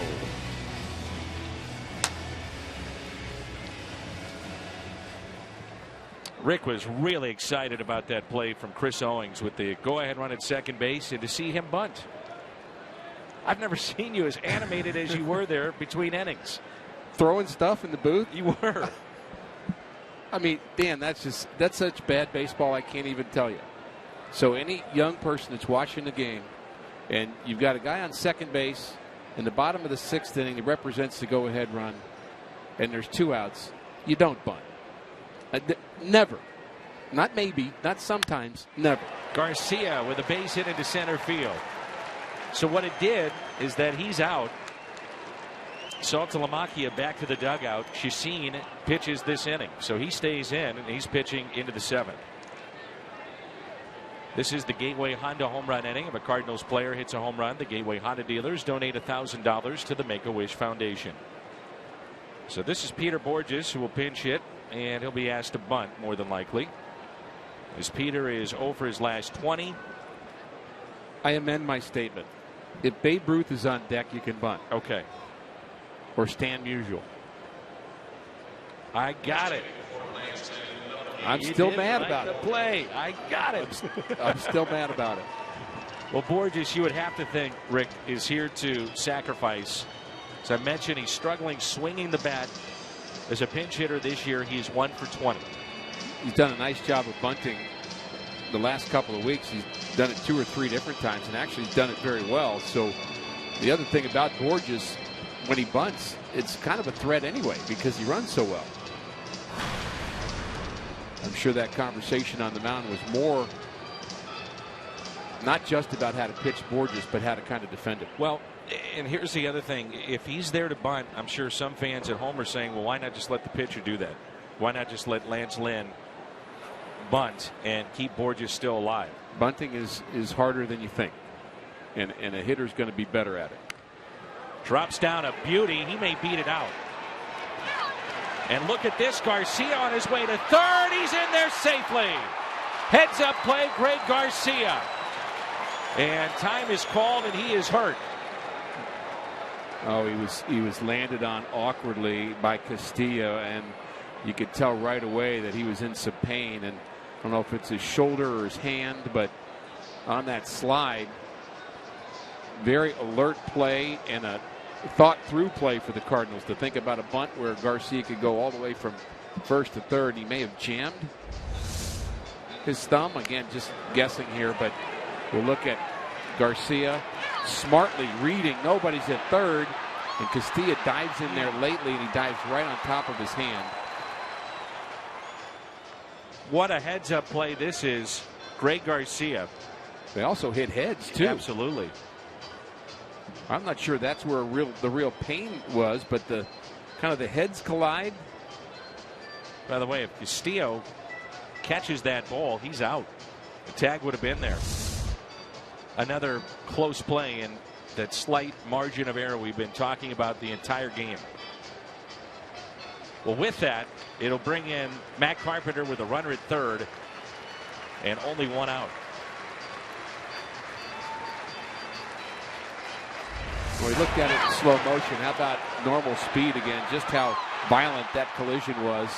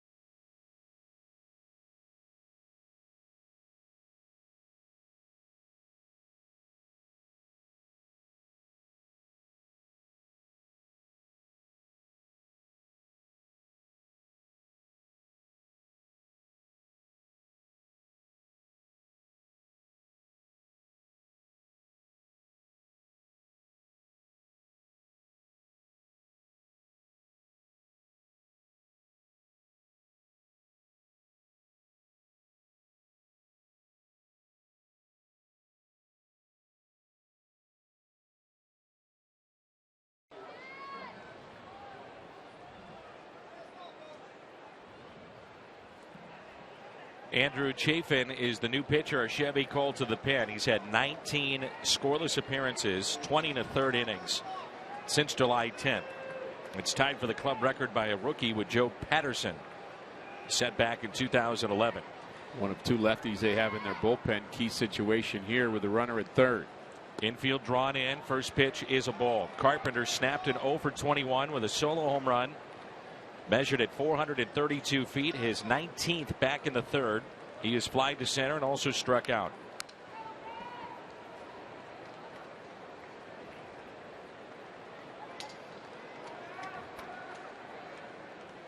A 2-2 game and a 1-0 pitch. 1 ball, 1 strike.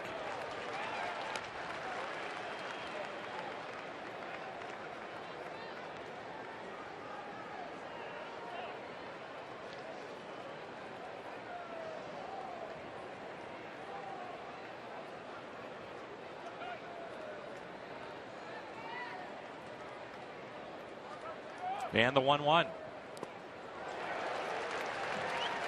1 ball, 2 strikes on Matt Carpenter. Second time we've seen Matt chase way out of the zone tonight. Doesn't happen very often. This would be a big pickup here with the infield in against Carpenter. Doesn't read that it's a slider. Never was a strike and just kept going down. Way off the plate. You mentioned Dennis, lefty's been good from Kent State. Texas State, Stony Brook, Kent State. They will find you. They'll find you. 1-2 pitch. Carpenter doesn't chase. Nice play by Castillo to keep that in front.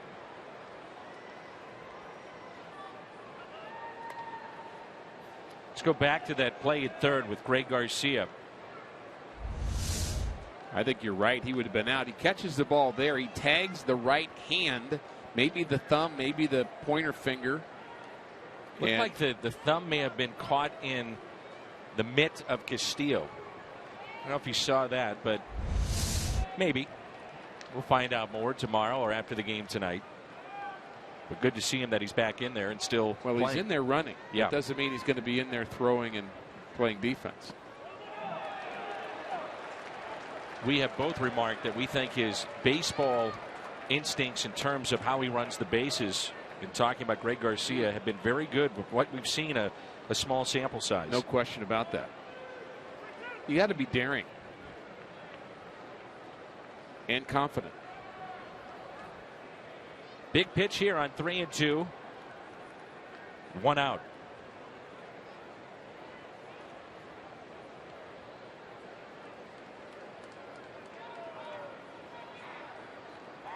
Here she comes.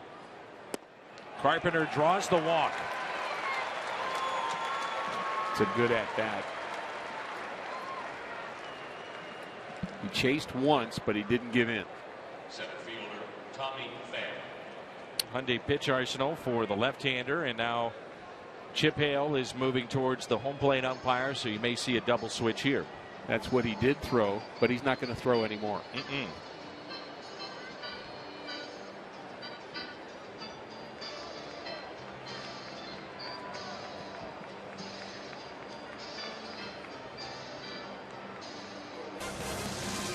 Tommy Pham with runners at first and third when we come back.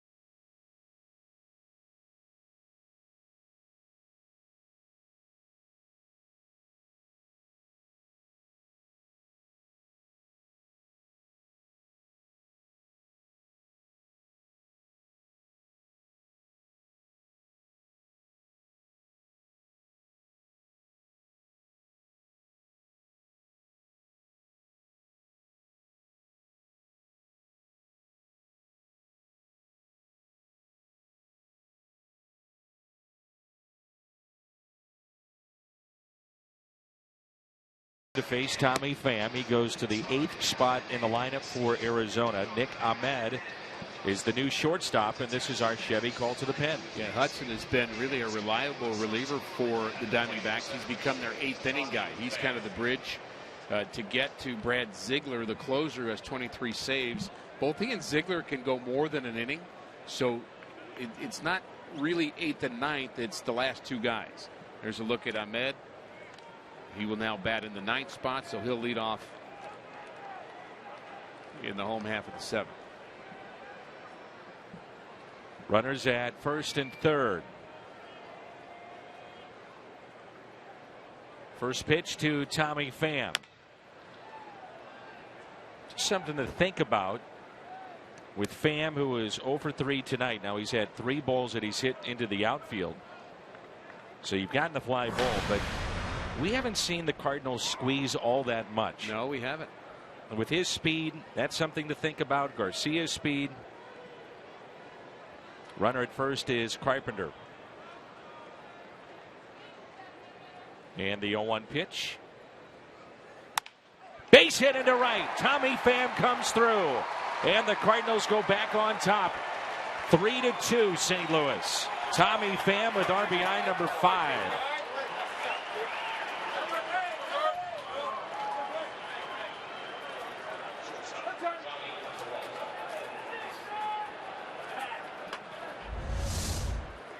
Well, Garcia hustled all the way to third, so a short run for him on that base hit the other way for Tommy Pham. Good at bat. Pham had 3 hits on Saturday, and he has been contributing. Maybe not to the level of Grichuk and Piscotty, but he has been contributing. So runners at first and second. Now Johnny Peralta. That run is charged to Chacin, who started the inning, so he goes 6 1/3. Closed the book on him. 3 runs. He struck out 5 and walked 1. Gave up a home run to Carpenter.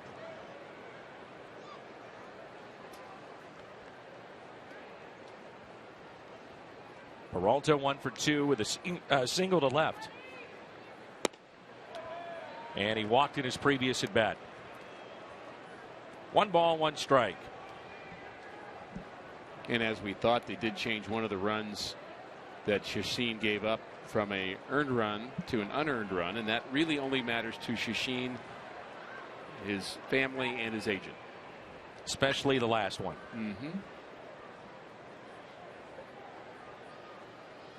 Here's a 1-1 pitch. Instead, a check on Carpenter at second base. I bet the pitching coach cares. Could affect his bottom line. A few years ago, I remember that with Dave Duncan. Final game of the season, the Cardinals going for an ERA title. And there may or may not have been a phone call up to the press box for a potential change.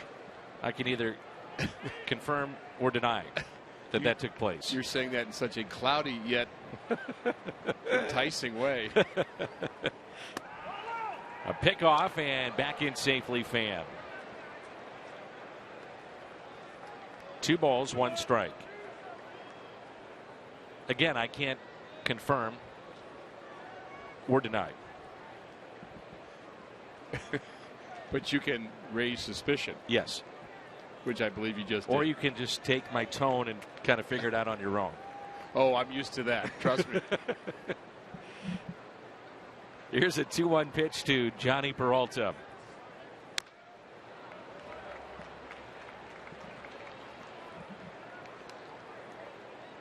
It's hard to believe the season is winding down. Game number 124 here tonight. Cardinals will finish up the road trip in San Francisco over the weekend, then back home. Very important homestand coming up. Washington, Pittsburgh, Chicago. Starting today, 6 weeks of baseball left. Regular season. Regular season. 6 more weeks of the marathon, then the sprint starts.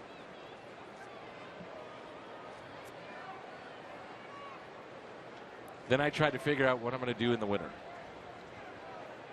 Chasing 4 kids, but after about 2 days, I season's over, I start to miss it big time. Then you start counting the days to spring training. Exactly. The 2-2 instead of check on the runner. Now we're really ahead of ourselves talking about next spring training. Mm-hmm. Baseball has its cycles, though, doesn't it?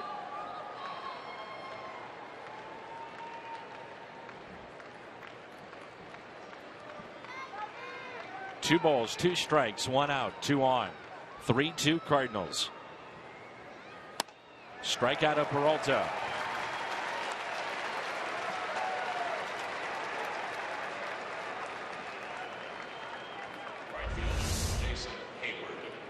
Good location here away from Peralta. He just not able to catch up with it.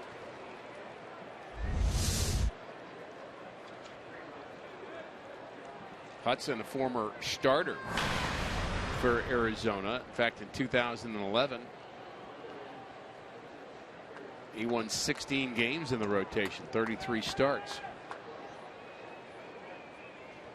threw over 200 innings.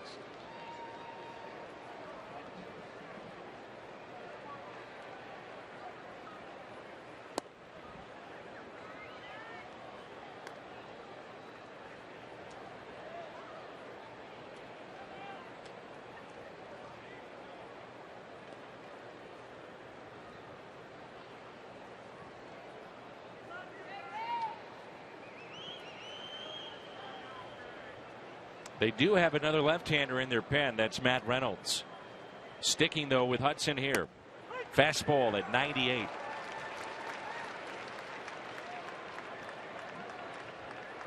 Makes me think that if he's been a starter, but he's throwing 98, which we've seen with others. Wade Davis comes to mind with Kansas City. They get a chance to work out of the pen. Arm strength is not a concern. And it builds arm strength, and they just let it fly. There's nothing left in the tank. Just let it fly. That pitch at 97. Sometimes post-injury, you're forced to be a reliever because they don't want to really overexpose you. And you go out there in the bullpen, you find you like it, and you find that hitters don't like you being out there in the bullpen, and then your team comes to like it and sees you maybe in a different light.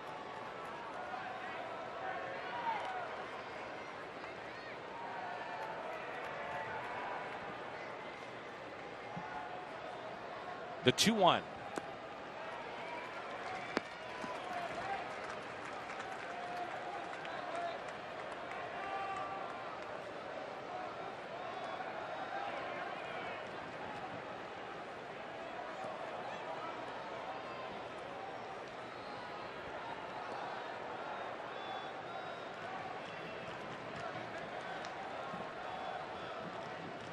Hayward just missed a home run his first time up. See if he can square one up. The 3-1. That pitch taken inside, so the base is loaded with 2 outs. And Yadier Molina will be the hitter. This has been a good game, a close game, a lot of key moments already. One of the key moments to me, if not the most important moment of this game so far, was the 3-2 pitch to Paul Goldschmidt from Lance Lynn to end the 5th inning. A double play.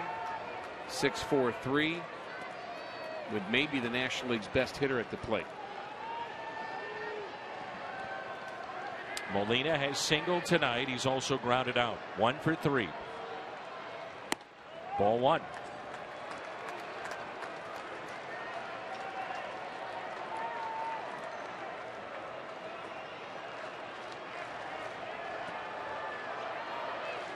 The chant of "Let's go Cardinals."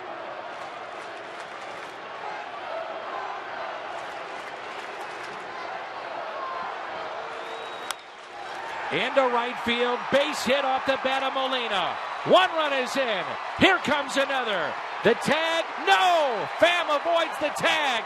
2-run score. Molina delivers with 2 outs and the base is loaded.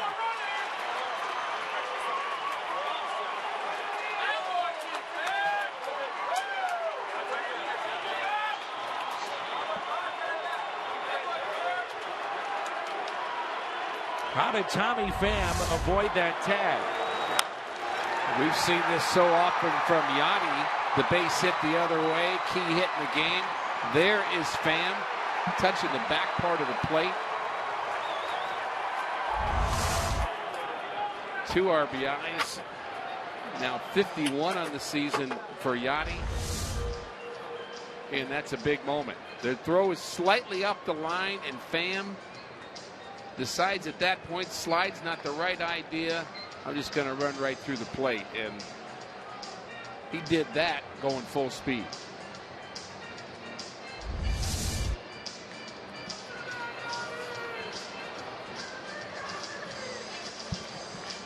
A 5-2 St. Louis lead here in the top of the 7th as Molina delivers, and now it's Stephen Piscotty. As an RBI and a double tonight. 5-2 Cardinals. Runners at first and second.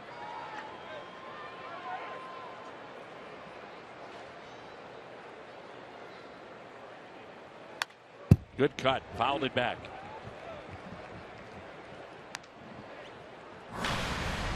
You're talking about the double play. Certainly a huge story in this game thus far.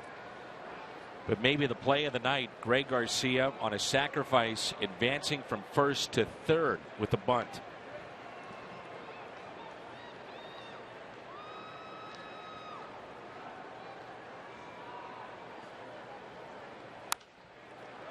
And that's hit out of play. That certainly helped the Cardinals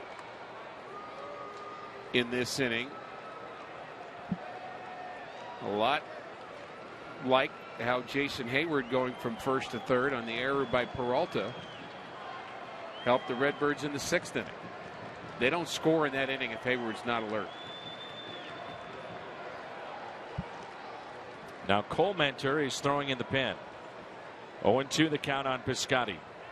And he strikes out. But the Cardinals pick up 3. Time to stretch. One of the big plays tonight, Greg Garcia in pain. Was it all worth it? You bet it was. 5-2 St. Louis.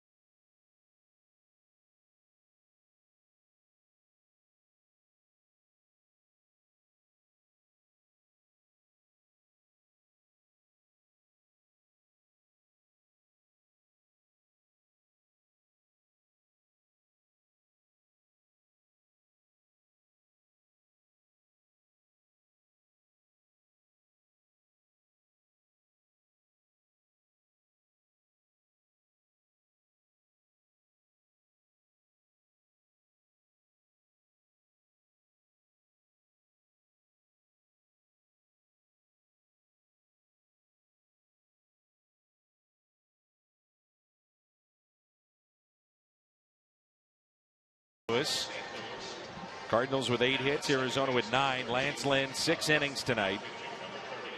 9 hits, couple of earned. 2 walks and 3 strikeouts. Molina, the big hit moments ago. Chacin pitched into the 7th, and Castillo home run 2 for 3. Our Chevy called to the pen takes his 2 right-hander Jonathan Broxton. Be interesting how the Cardinals use their bullpen 7, 8, and 9. A lot of them are well rested, some are not. Pete Kozma takes over for Greg Garcia, so Garcia able to run, but perhaps has some issues with throwing the baseball, so Cosmo will replace him and play second. Nick Ahmed, part of the double switch. He's in the 9th spot in the lineup. This will be interesting. We've talked about it, that at times Broxton has had issues in back-to-back games. Pitched yesterday. We'll see how he fares here in the bottom of the 7th with a 3-run lead. 2 balls, no strikes.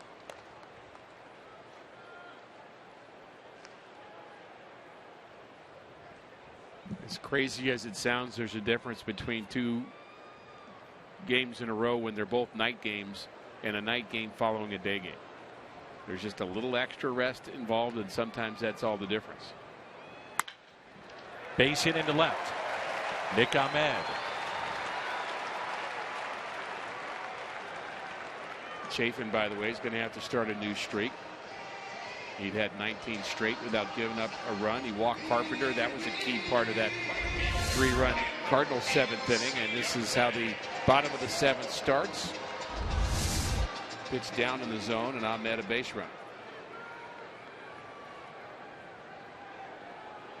Inciarte. Reached on an error. Back in the 5th. Trivia question for you, Dan. Who came in 5th place last year in the National League Rookie of the Year balloting? Ender Inciarte. No, you're supposed to say who is Ender Inciarte. Well, this isn't Jeopardy. Oh, well, you said it was trivia. Well, how do you know? My rules. Good point. And you're correct. Thank you. He is from Venezuela. At one point last year, the Diamondbacks had 5 players from Venezuela on their roster. That was in June of last year.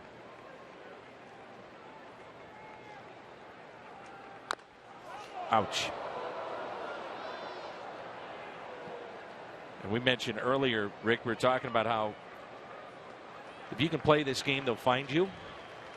And this really has become a world game. When you think, think about Ichiro and Gung and the players from the Dominican and Venezuela and Mexico and the United States, even some from Canada, it's a world game. It's so, you can't really turn back the clock and change things how they were years ago. But, I mean, you can rightly say it's a World Series now when you've got the best players in the world, and you're in the best league, the best players. All the players throughout the world are trying to get here that play in other countries. They understand this is the Premier League in baseball, and clearly there are no barriers to playing Major League Baseball as there were years ago. Racial barriers, foreign domestic barriers. This is truly a world game now.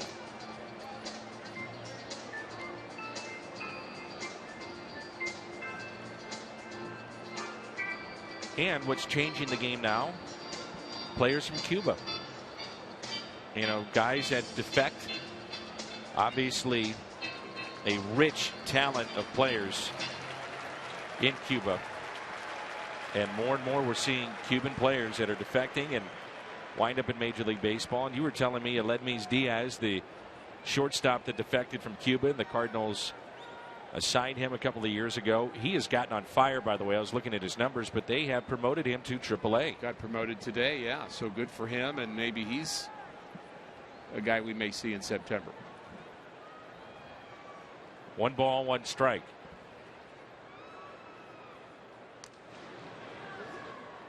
That decision would have been easier for the Cardinals this time last year because he was still on the 40-man roster. The Cardinals had to make some moves earlier this year. They actually took Diaz off the 40-man roster. It was a risk, and they felt that he would still be with the organization because of the amount of money that's owed to him the next couple of years. They signed him to 4 years and I believe $16 million.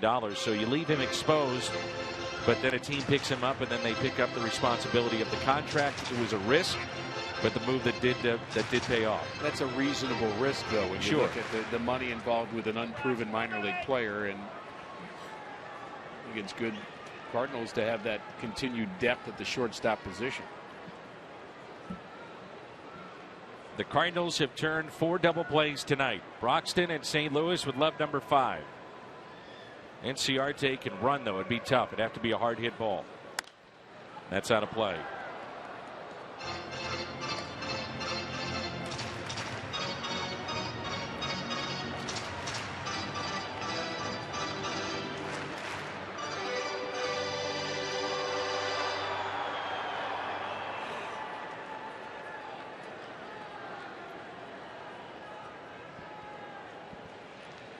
Two balls and 2 strikes. Ahmed is leaning at first, not running. And the pitch is lifted in the air. Left field. Catch made by Piscotty. Our T-Mobile photo of the night. Hashtag MW Data Strong Fan. That's presented by T-Mobile. Lovely couple on a beautiful night in St. Louis.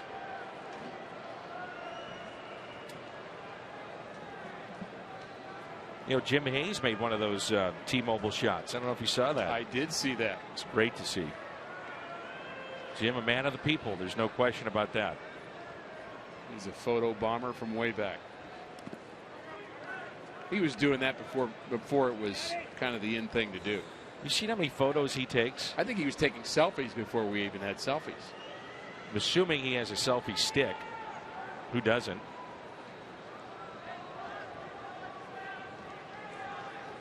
Our Kia in the driver's seat, A.J. Pollock, who's been one of the hottest hitters in Major League Baseball. Also possesses good speed. 33 stolen bases. He's only been caught 6 times. He's at the plate here. And it's our Kia in the driver's seat.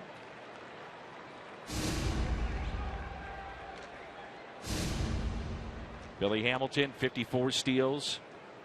D. Gordon, 41. Then Pollock and Charlie Blackmon. Starling Marte with 25. Reds are the only team in the National League with more stolen bases than Arizona, and Billy Hamilton has most of those. 2-0 pitch is a fly ball lifted into deep center field. Pham back with room, makes the catch on the track.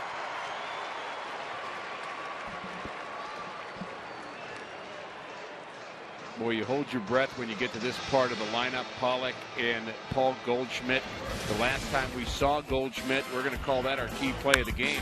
It's a ground ball double play, 6-4-3. Garcia gets to be a part of a positive moment defensively after struggling early on. But Lance Lynn coming up with that pitch, Dan. 3-2 against the best hitter and one of the hottest hitters in the game in Goldschmidt. Should Nick Ahmed be at second base? Deep fly to center there. Home ballpark, you read it, you say, okay, it's going to stay in the ballpark, not go off the wall, go back and tag up. I hadn't thought about it at the time. Just something to think about.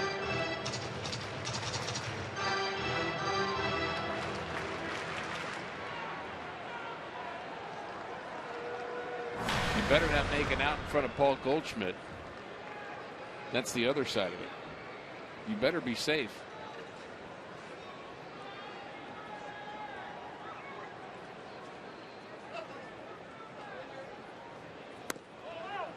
Goldschmidt, another example of a player who has a unique style of batting. If a scout were to see this, they'd say, you know, I don't really like that. I don't really like what you do with your bat behind your back. But it really doesn't matter where your bat is at the time. It's just kind of his ready position. When Broxton starts to deliver the ball to the plate, his hands are going to be in the right spot. That's not the right spot right now, but now it is. You think about Colton Long when he hits. Yeah. Where his hands are, and then eventually he uses that as a trigger to get him back and then through the zone. Some guys have the upright bat. Others have a flat bat. You think of Randall Grichuk, who likes to hold it flat.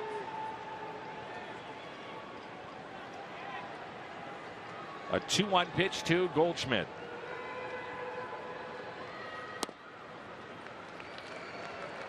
Cardinals with a 3-run lead, and Matt Carpenter is on the line. 3-1 the count. David Peralta, 13 home runs, stands on deck.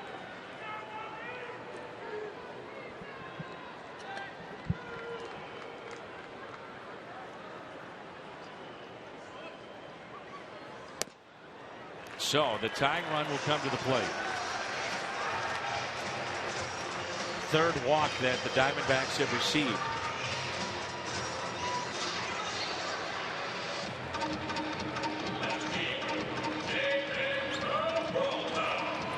You wonder if Randy Choate have been more effective recently, or if Kevin Segrist did not pitch in yesterday's game and throw 30+ pitches, whether or not you'd have Broxton facing a left-hander here,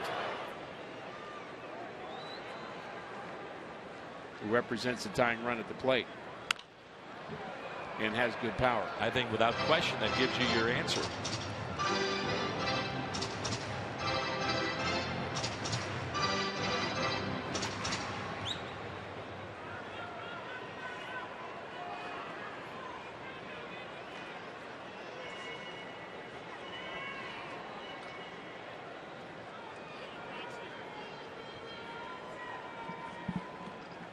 Broxton stepping off the pitching rubber. And now he wants to talk it over with Molina. Pete Kozma also coming in with a left-handed batter. He wants to know what's the pitch as Cishek begins to throw. And we talked about it yesterday. As time moves forward, it looks like Steve Cishek is getting more comfortable. Yes. And is throwing a lot better. Yeah, I think he's rounding out to potentially be that 8th inning pitcher for the Cardinals. Broxton 7, and you can also say Kevin Segrist is an 8th inning guy too. Nice to have 2 of them. Most RBIs with 2 outs this year. Arizona at 219, just trailing Pittsburgh.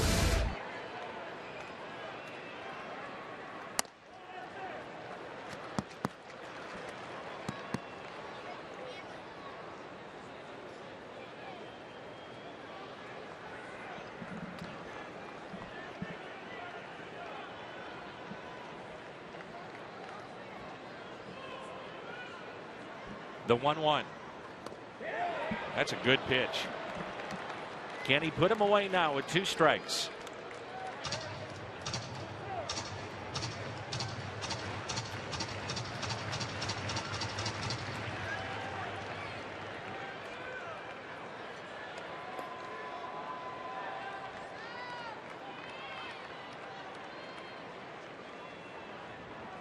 Here's a 1-2 pitch to David Peralta. Off the glove of Broxton, backhanded by Kozma, flips to second, and everybody is safe.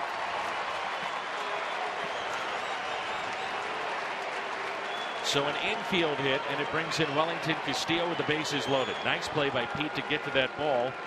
That saved a run from scoring. Well, he keeps it in the infield and almost gets more than that, but he had just one choice. Peralta runs well.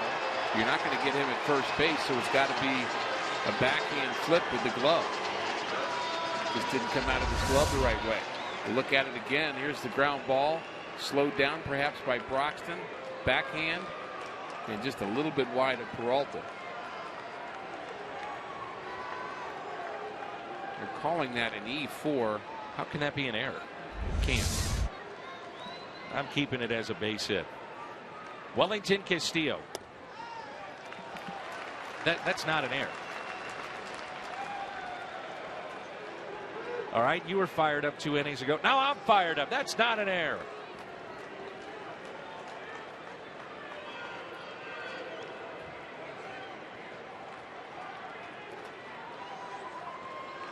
Here's a 1-0 pitch.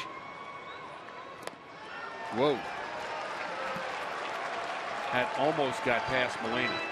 He just barely got a piece of that ball.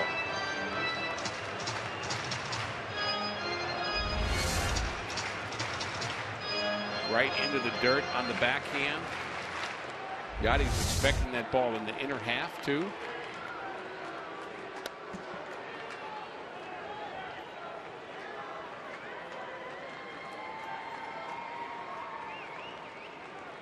The 2-0 Castillo. Went with an off-speed pitch. 2-1. Jonathan now at 23 pitches.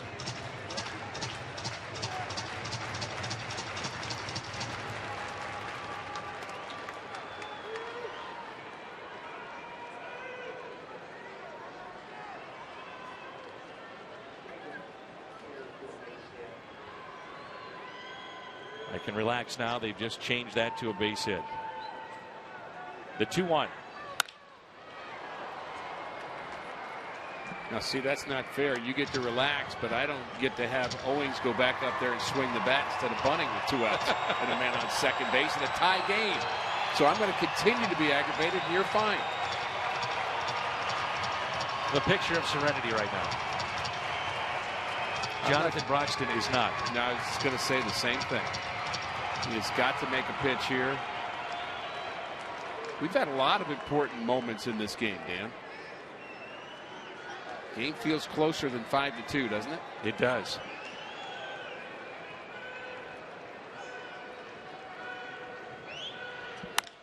And a fly ball lifted out to right. Hayward.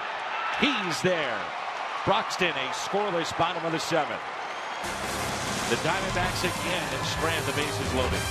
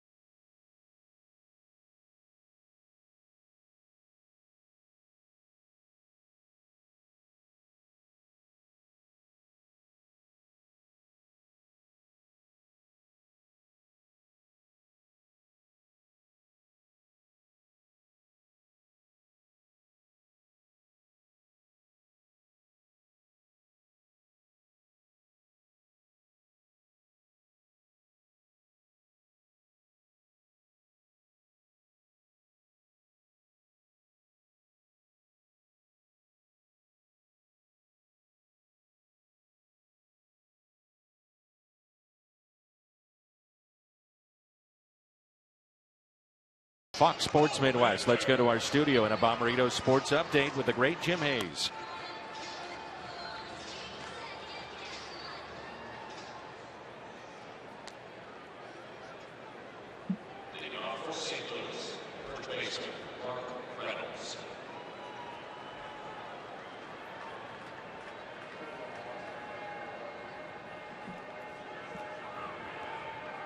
All right, thank you, Jimmy. This is our Chevy call to the pen. New battery now for the Arizona Diamondbacks. Josh Colmenter is into the game. 31st appearance. Jared Saltalamacchia is your new catcher. And the first pitch to Mark Reynolds is taken for a strike. Saltalamacchia signed that 3-year deal after being a member of the Boston Red Sox. Went to Miami, and then he comes over to Arizona.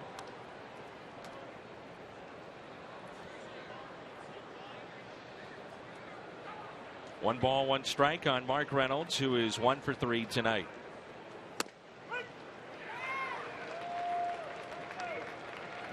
Had the chance to visit with Randall Grichuk the other day and Says he's doing great with his rehab and coming back very nicely. Never misses a game back home watching on television.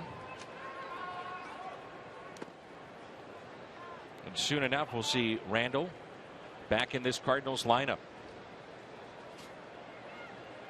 And when you think about Grichuk, there's no doubt he would have been in that conversation and still is for Rookie of the Year. So he comes back, put him in the lineup, goes on a tear in September. He may be your Rookie of the Year. Still could happen. Reynolds got a piece, and it's 2 balls and 2 strikes. Brandon Moss is moved to the on-deck circle.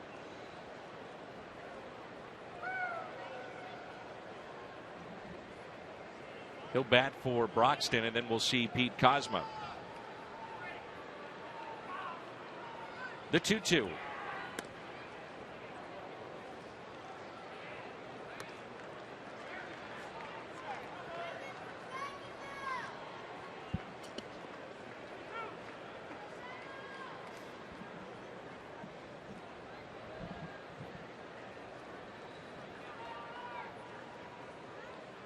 The 3-2 hit out of play. This has been a breakout season for Randall Grichuk, Stephen Piscotty. Those two have had great starts to their big league careers.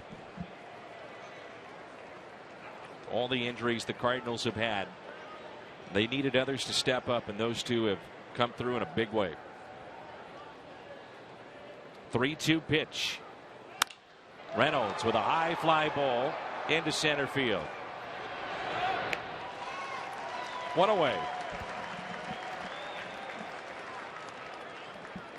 Think of that old saying, necessity is the mother of invention.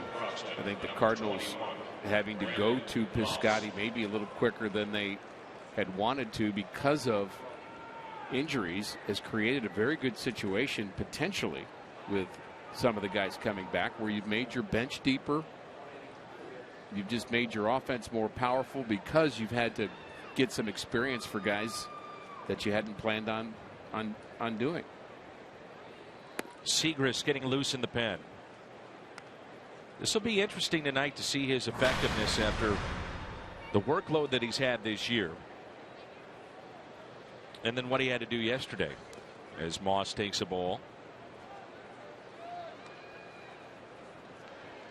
2 balls and no strikes. It was just 2/3 of an inning. It was just a long 2/3 of an inning.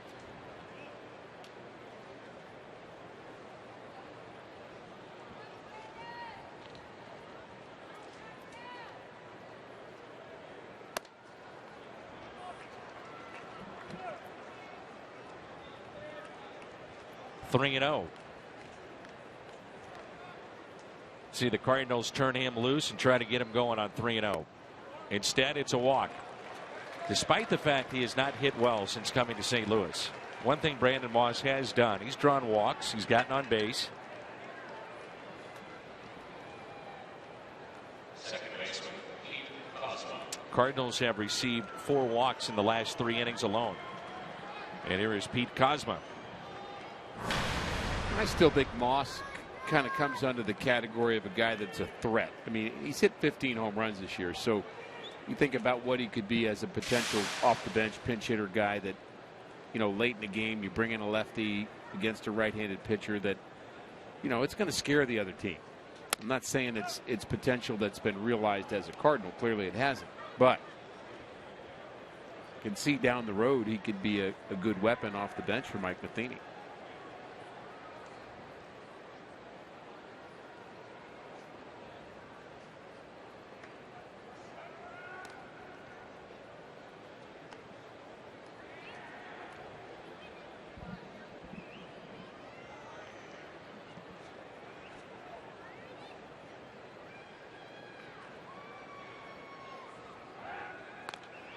Another check on Moss. Checking on the usage of Segrist, we said is coming out for the 8th inning. He had 3 days off prior to pitching yesterday, so you really don't want to go more than 3 days anyway as a reliever without throwing.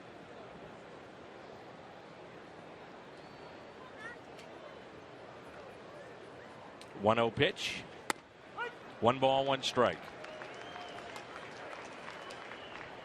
The last home run that Pete Kozma hit was at this ballpark, the opening series of 2 years ago. So it's been a long time for Pete.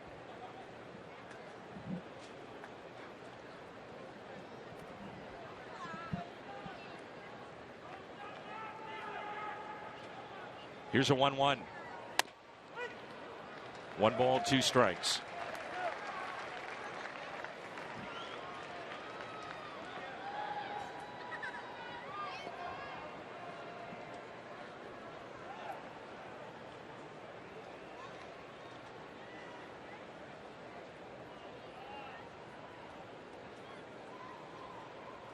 The 1-2 to Kozma.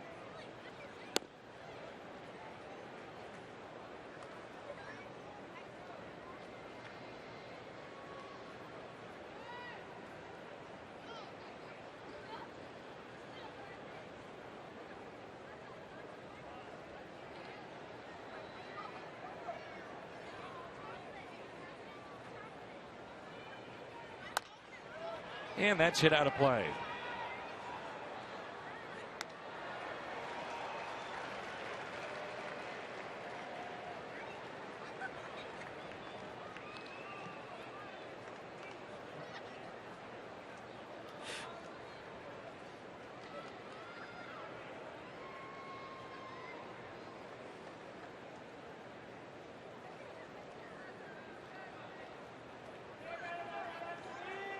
The 2-2. Kozma with a fly ball into foul territory.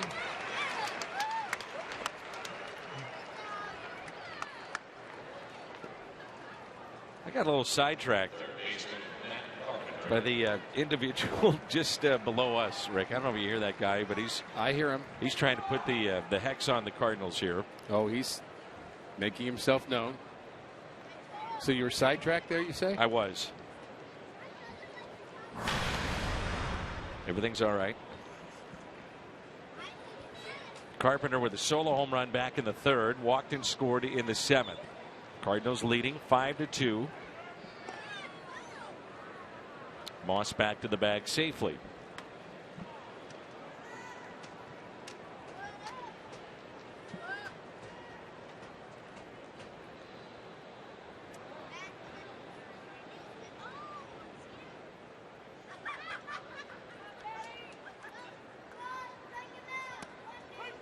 How about that? 70 miles an hour floating in to the strike zone.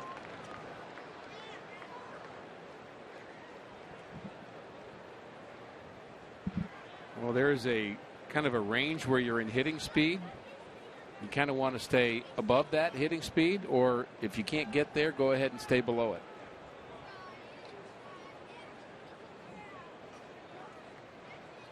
Here's the 0-1. Popped foul and out of play just below our radio booth. Al Raboski working on the radio side tonight.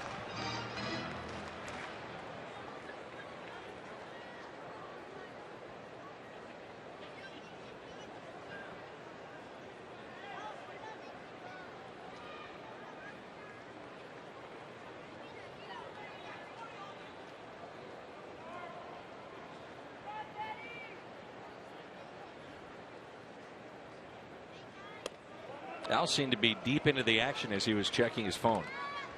I see that maybe you are as well. You know what? I need you two to focus a little bit more. How do you know we're not texting each other talking about you? It wouldn't be the first time. There's Jim Jackson, who's been the radio producer and engineer in the back there for a number of years. Here's a 1-2 pitch. And Carpenter sends it into shallow right. Second baseman makes the catch. That's Aaron Hill. And we head to the bottom of the 8th. Segrist coming on when we come back.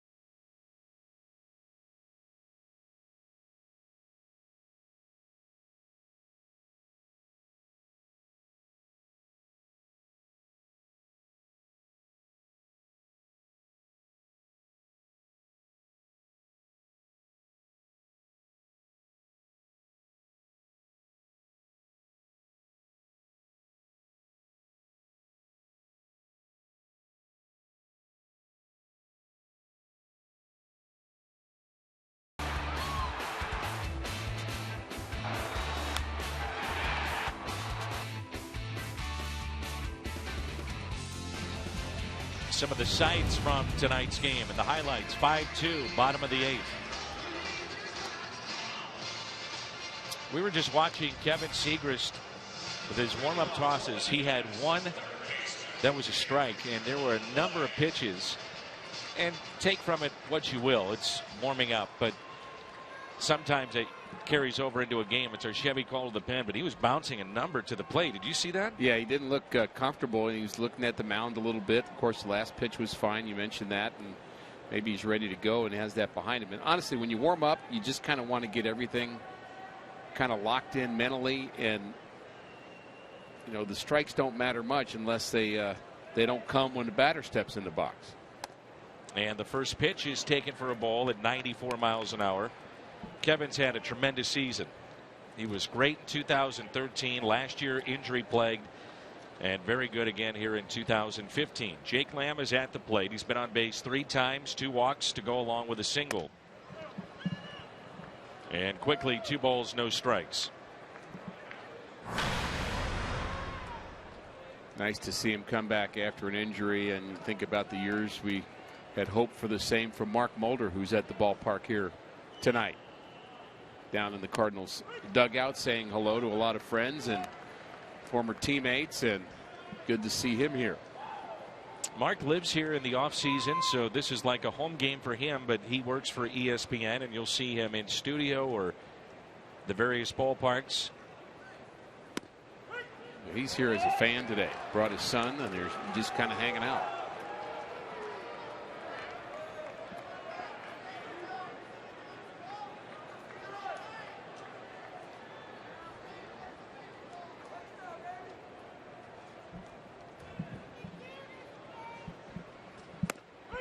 On the outside corner, and a strikeout to start the night for Kevin Segrist. If Segrist would have issues in this game, and it looks like he's off to a good start, obviously. You haven't seen Rosenthal much.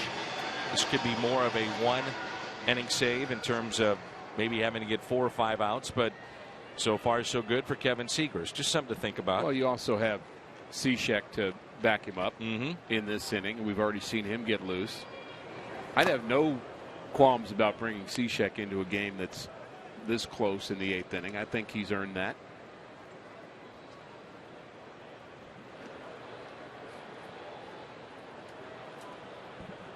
This has been a game, when you look at it from Arizona's point of view, of missed opportunities. No doubt. Bases loaded situations, runners in scoring position. They have stranded 9 tonight. Cardinals have left 8 on. They lead 5-2. 1 ball, 1 strike.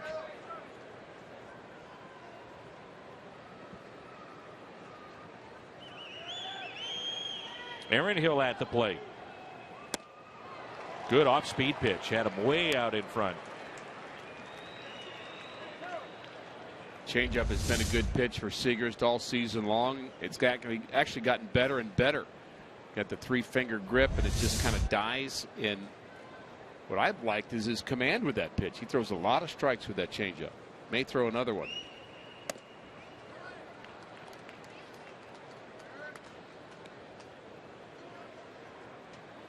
One thing we haven't mentioned, Dan, it's very comfortable here at Chase Field, indoors. Outside today, not so much. I believe it was a high of 107 here. Oh, he did go. So a strikeout, and that's 2 in a row for Kevin Segrist. I'm assuming that's on the swing. No? No, there's no swing there. I think he just called that on the inside corner. I think it was meant to be away, so kind of caught a little funny by Yachty. And there's no swing. And there's also no strike. You're right. Yeah. But it was so far inside, I thought, well, there's no way that that's going to be a strike. Well, it looked to the naked eye more inside than it really was because of the fact that it was supposed to be away. So you can see the little bit of the fastball command problems with Segrist. He's thrown a few pitches that have missed the location, but man, when you're throwing 95 miles an hour, I guess you get away with some things. I don't really know. I've just heard.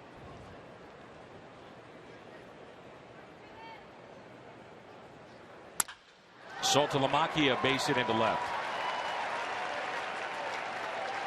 When you were throwing your hardest, how hard were you throwing?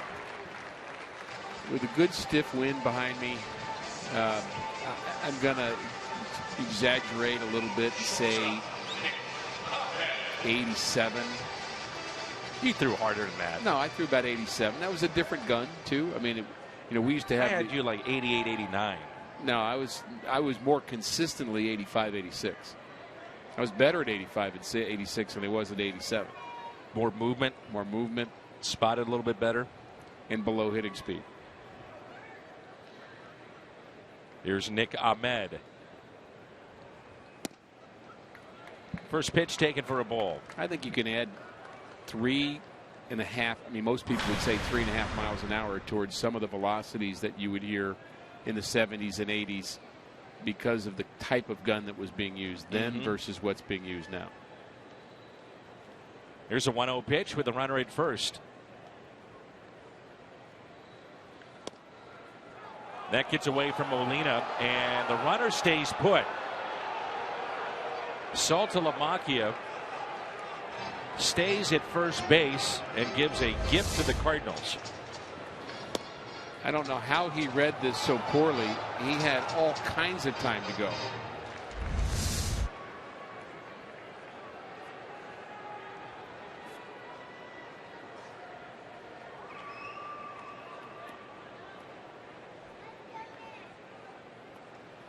And part of that too, Rick, was that he was just standing there after doing, I mean, it wasn't even an attempt. 2 or 3 steps, yeah, right. And easily could see that that ball was near the on-deck circle. And it's 3-0.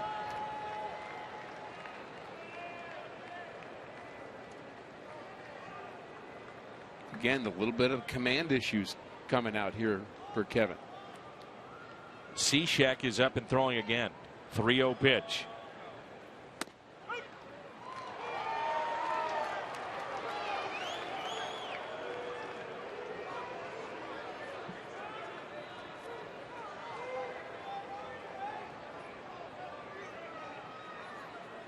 We have had very active and sensitive field mics today, haven't we? We have. We can hear a lot. I like it.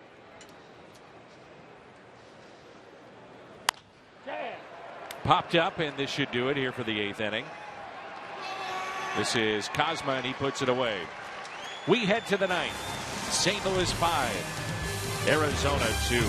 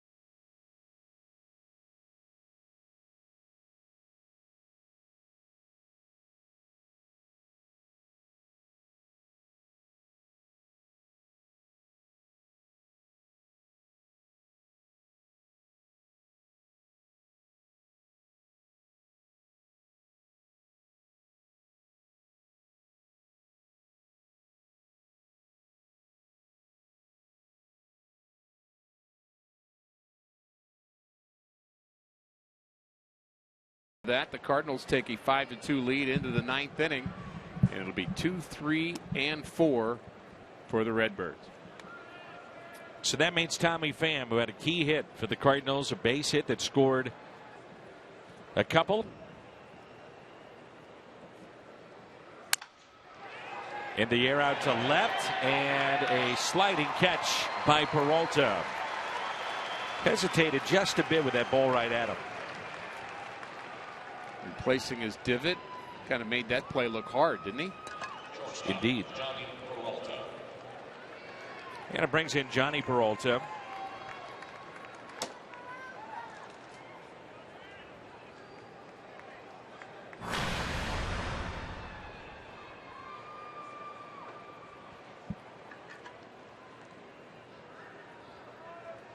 Five to 2, St. Louis. A swing and a miss by Peralta, who singled to left field, grounded out to third, walked and then struck out.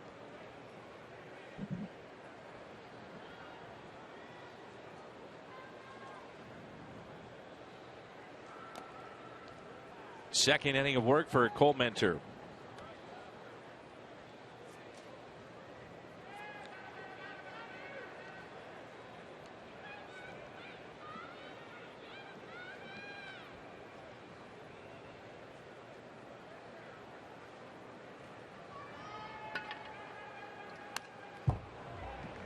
Two strikes, 1-2 the count on the Cardinals shortstop.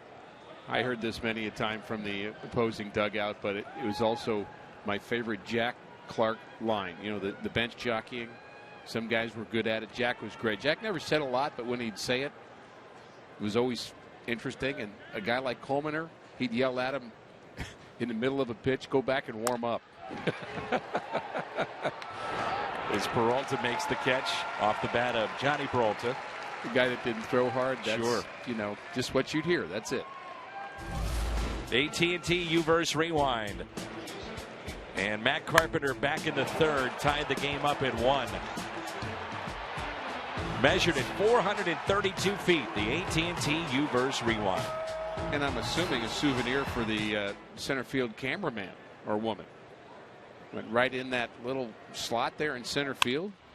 There's a base hit into left center off the bat of Jason Hayward. A 2-out hit here in the top of the 9th.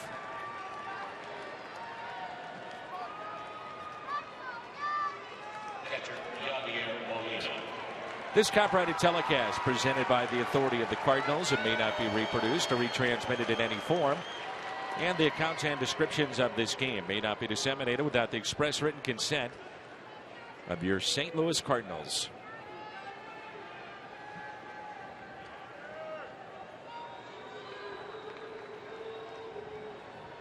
Yadier Molina, a 2-out base hit that scored 2 back in the 7th.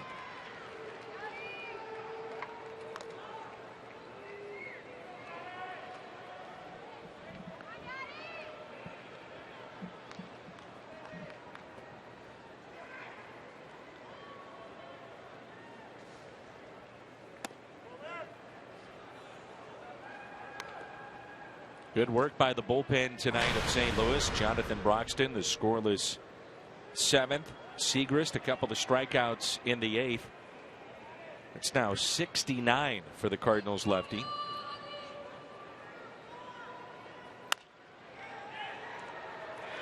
Into shallow right, and we move to the bottom of the 9th. Trevor Rosenthal will come on when we come back. Cardinals leading 5-2.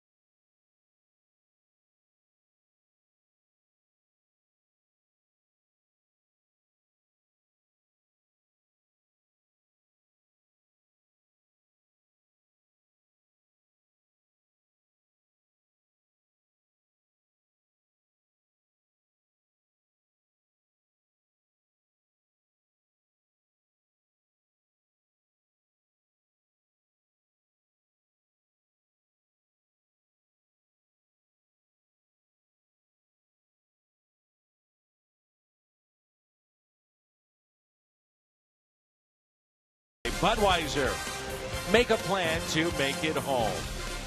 And by Ford, the official cars and trucks of the St. Louis Cardinals.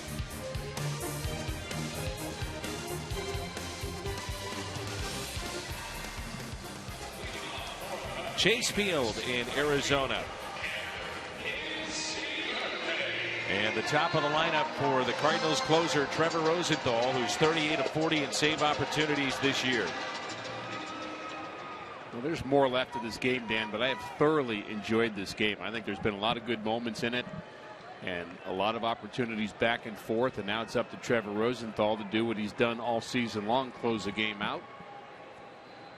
Has not had very many clunkers this year. The fastball command has been a lot better than a year ago.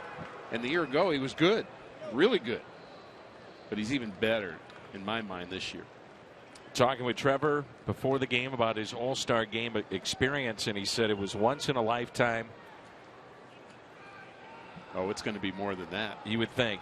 And he said, the one thing I really took away from the experience is that the guys on the other side and the guys around the league, a lot of it is all the same. You know, you're so used to how the Cardinals do it and just the little things, how you travel, what's done before and after games in the clubhouse. And he said you find out that the rest of the game, a lot of the players, it's all the same. Guys have said they're so, boy, that is so true. Once you get traded, you have that experience. And, you know, I hope Trevor Rosenthal never experiences that.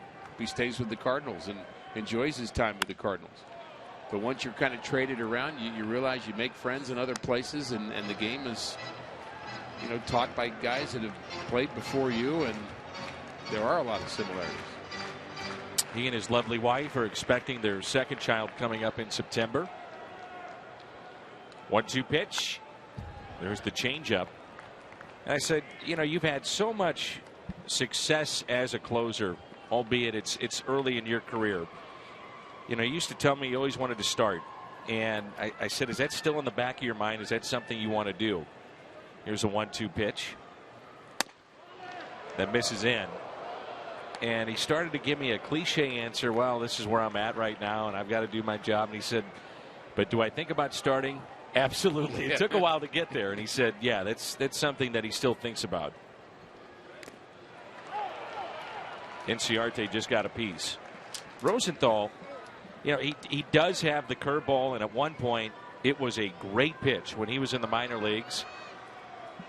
But now we see it more times than not, Rick. It's fastball changeup. I would say he doesn't have the curveball. I would say he had it. I mean, he knows how to throw it.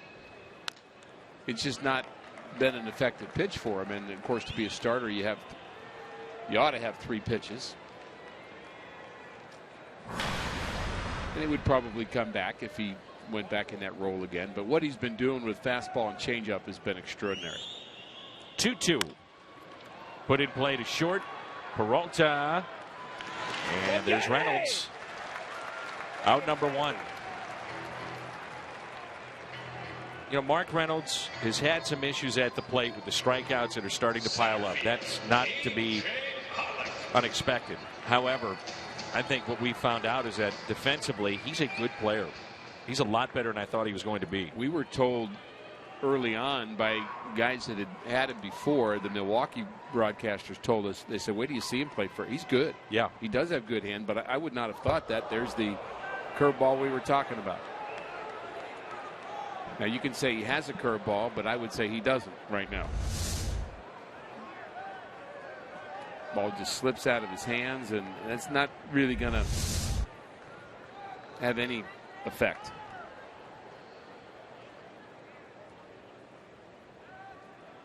A.J. Pollock at the plate. And a changeup is low. 56 2/3 innings for Rosenthal this year. 63 strikeouts to go along with 19 walks. And that was an issue for him a year ago. Remember the walks?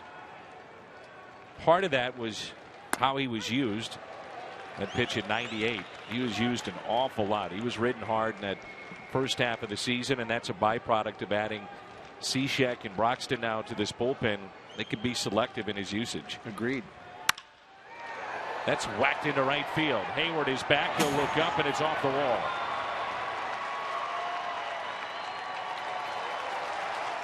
A one-out double, A.J. Pollock.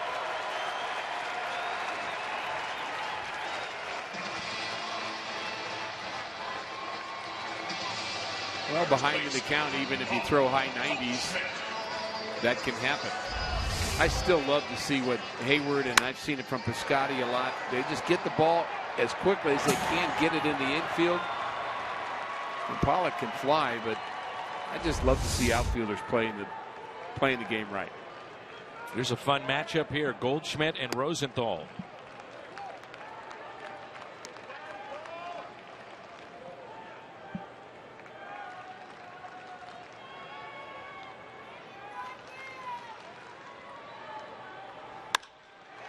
Fly ball into right field. That tails to Hayward. So the Cardinals have kept Goldschmidt in the ballpark and off the base paths. Let's turn to our player of the game, a presentation of Budweiser. Yadier Molina 2 for 5 and a key hit with 2 outs, bases loaded to score 2. That was part of the 3-run 7th inning that broke open a 2-2 game at the time. We like the Cardinals bullpen. You mentioned that, but I like the fact that the Cardinals have had back-to-back good offensive games. 5 runs in this game on 9 hits, and good to follow up on what they did the last game in San Diego. Strike 1 on David Peralta. The Cardinals can get the final out here. Pittsburgh would stay 3.5 back of St. Louis. Chicago 6.5 games out. The Cardinals would improve to 7 games above 500 on the road. 18 above 500 against the West.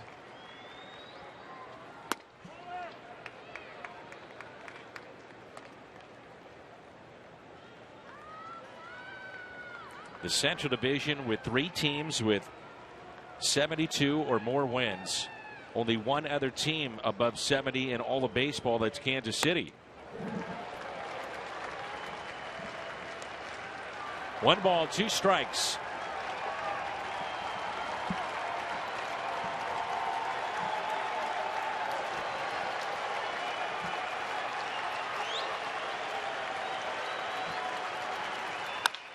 Base hit into right.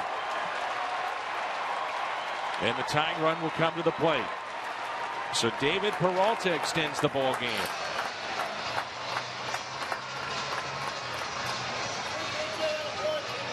Chip Hale will go to his bench.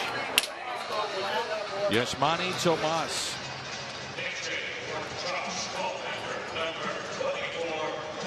Tomas was 6 for 14, 2 doubles, 3 RBIs against the Cardinals in the series back at Busch Stadium. That's a pretty good pitch right there. That's up and in. You'd think that would tie up Peralta, but that's hit number 4 for him. And more work to do for Trevor Rosenthal. This guy was crushing the Cardinals last time I saw him.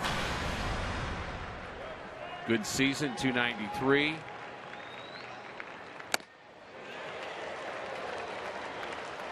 .99 on the gun. 8 home runs, 43 RBIs. He represents the tying run at the plate.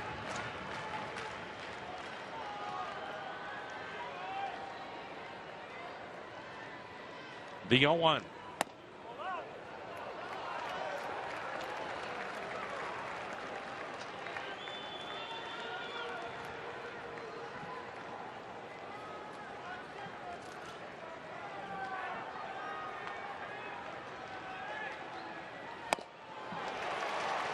And again, the Diamondbacks down to their final strike.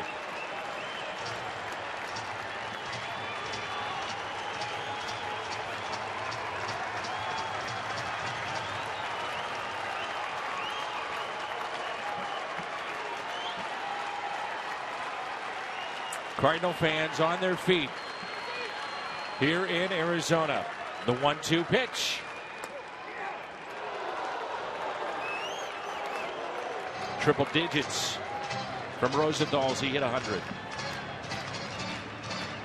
How do you take that pitch? So close.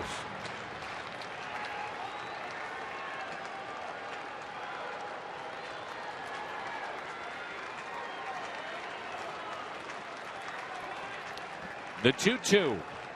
There it is, a strikeout of Yasmani Tomas. Rosenthal and the Cardinals now improved to 79-45 this year.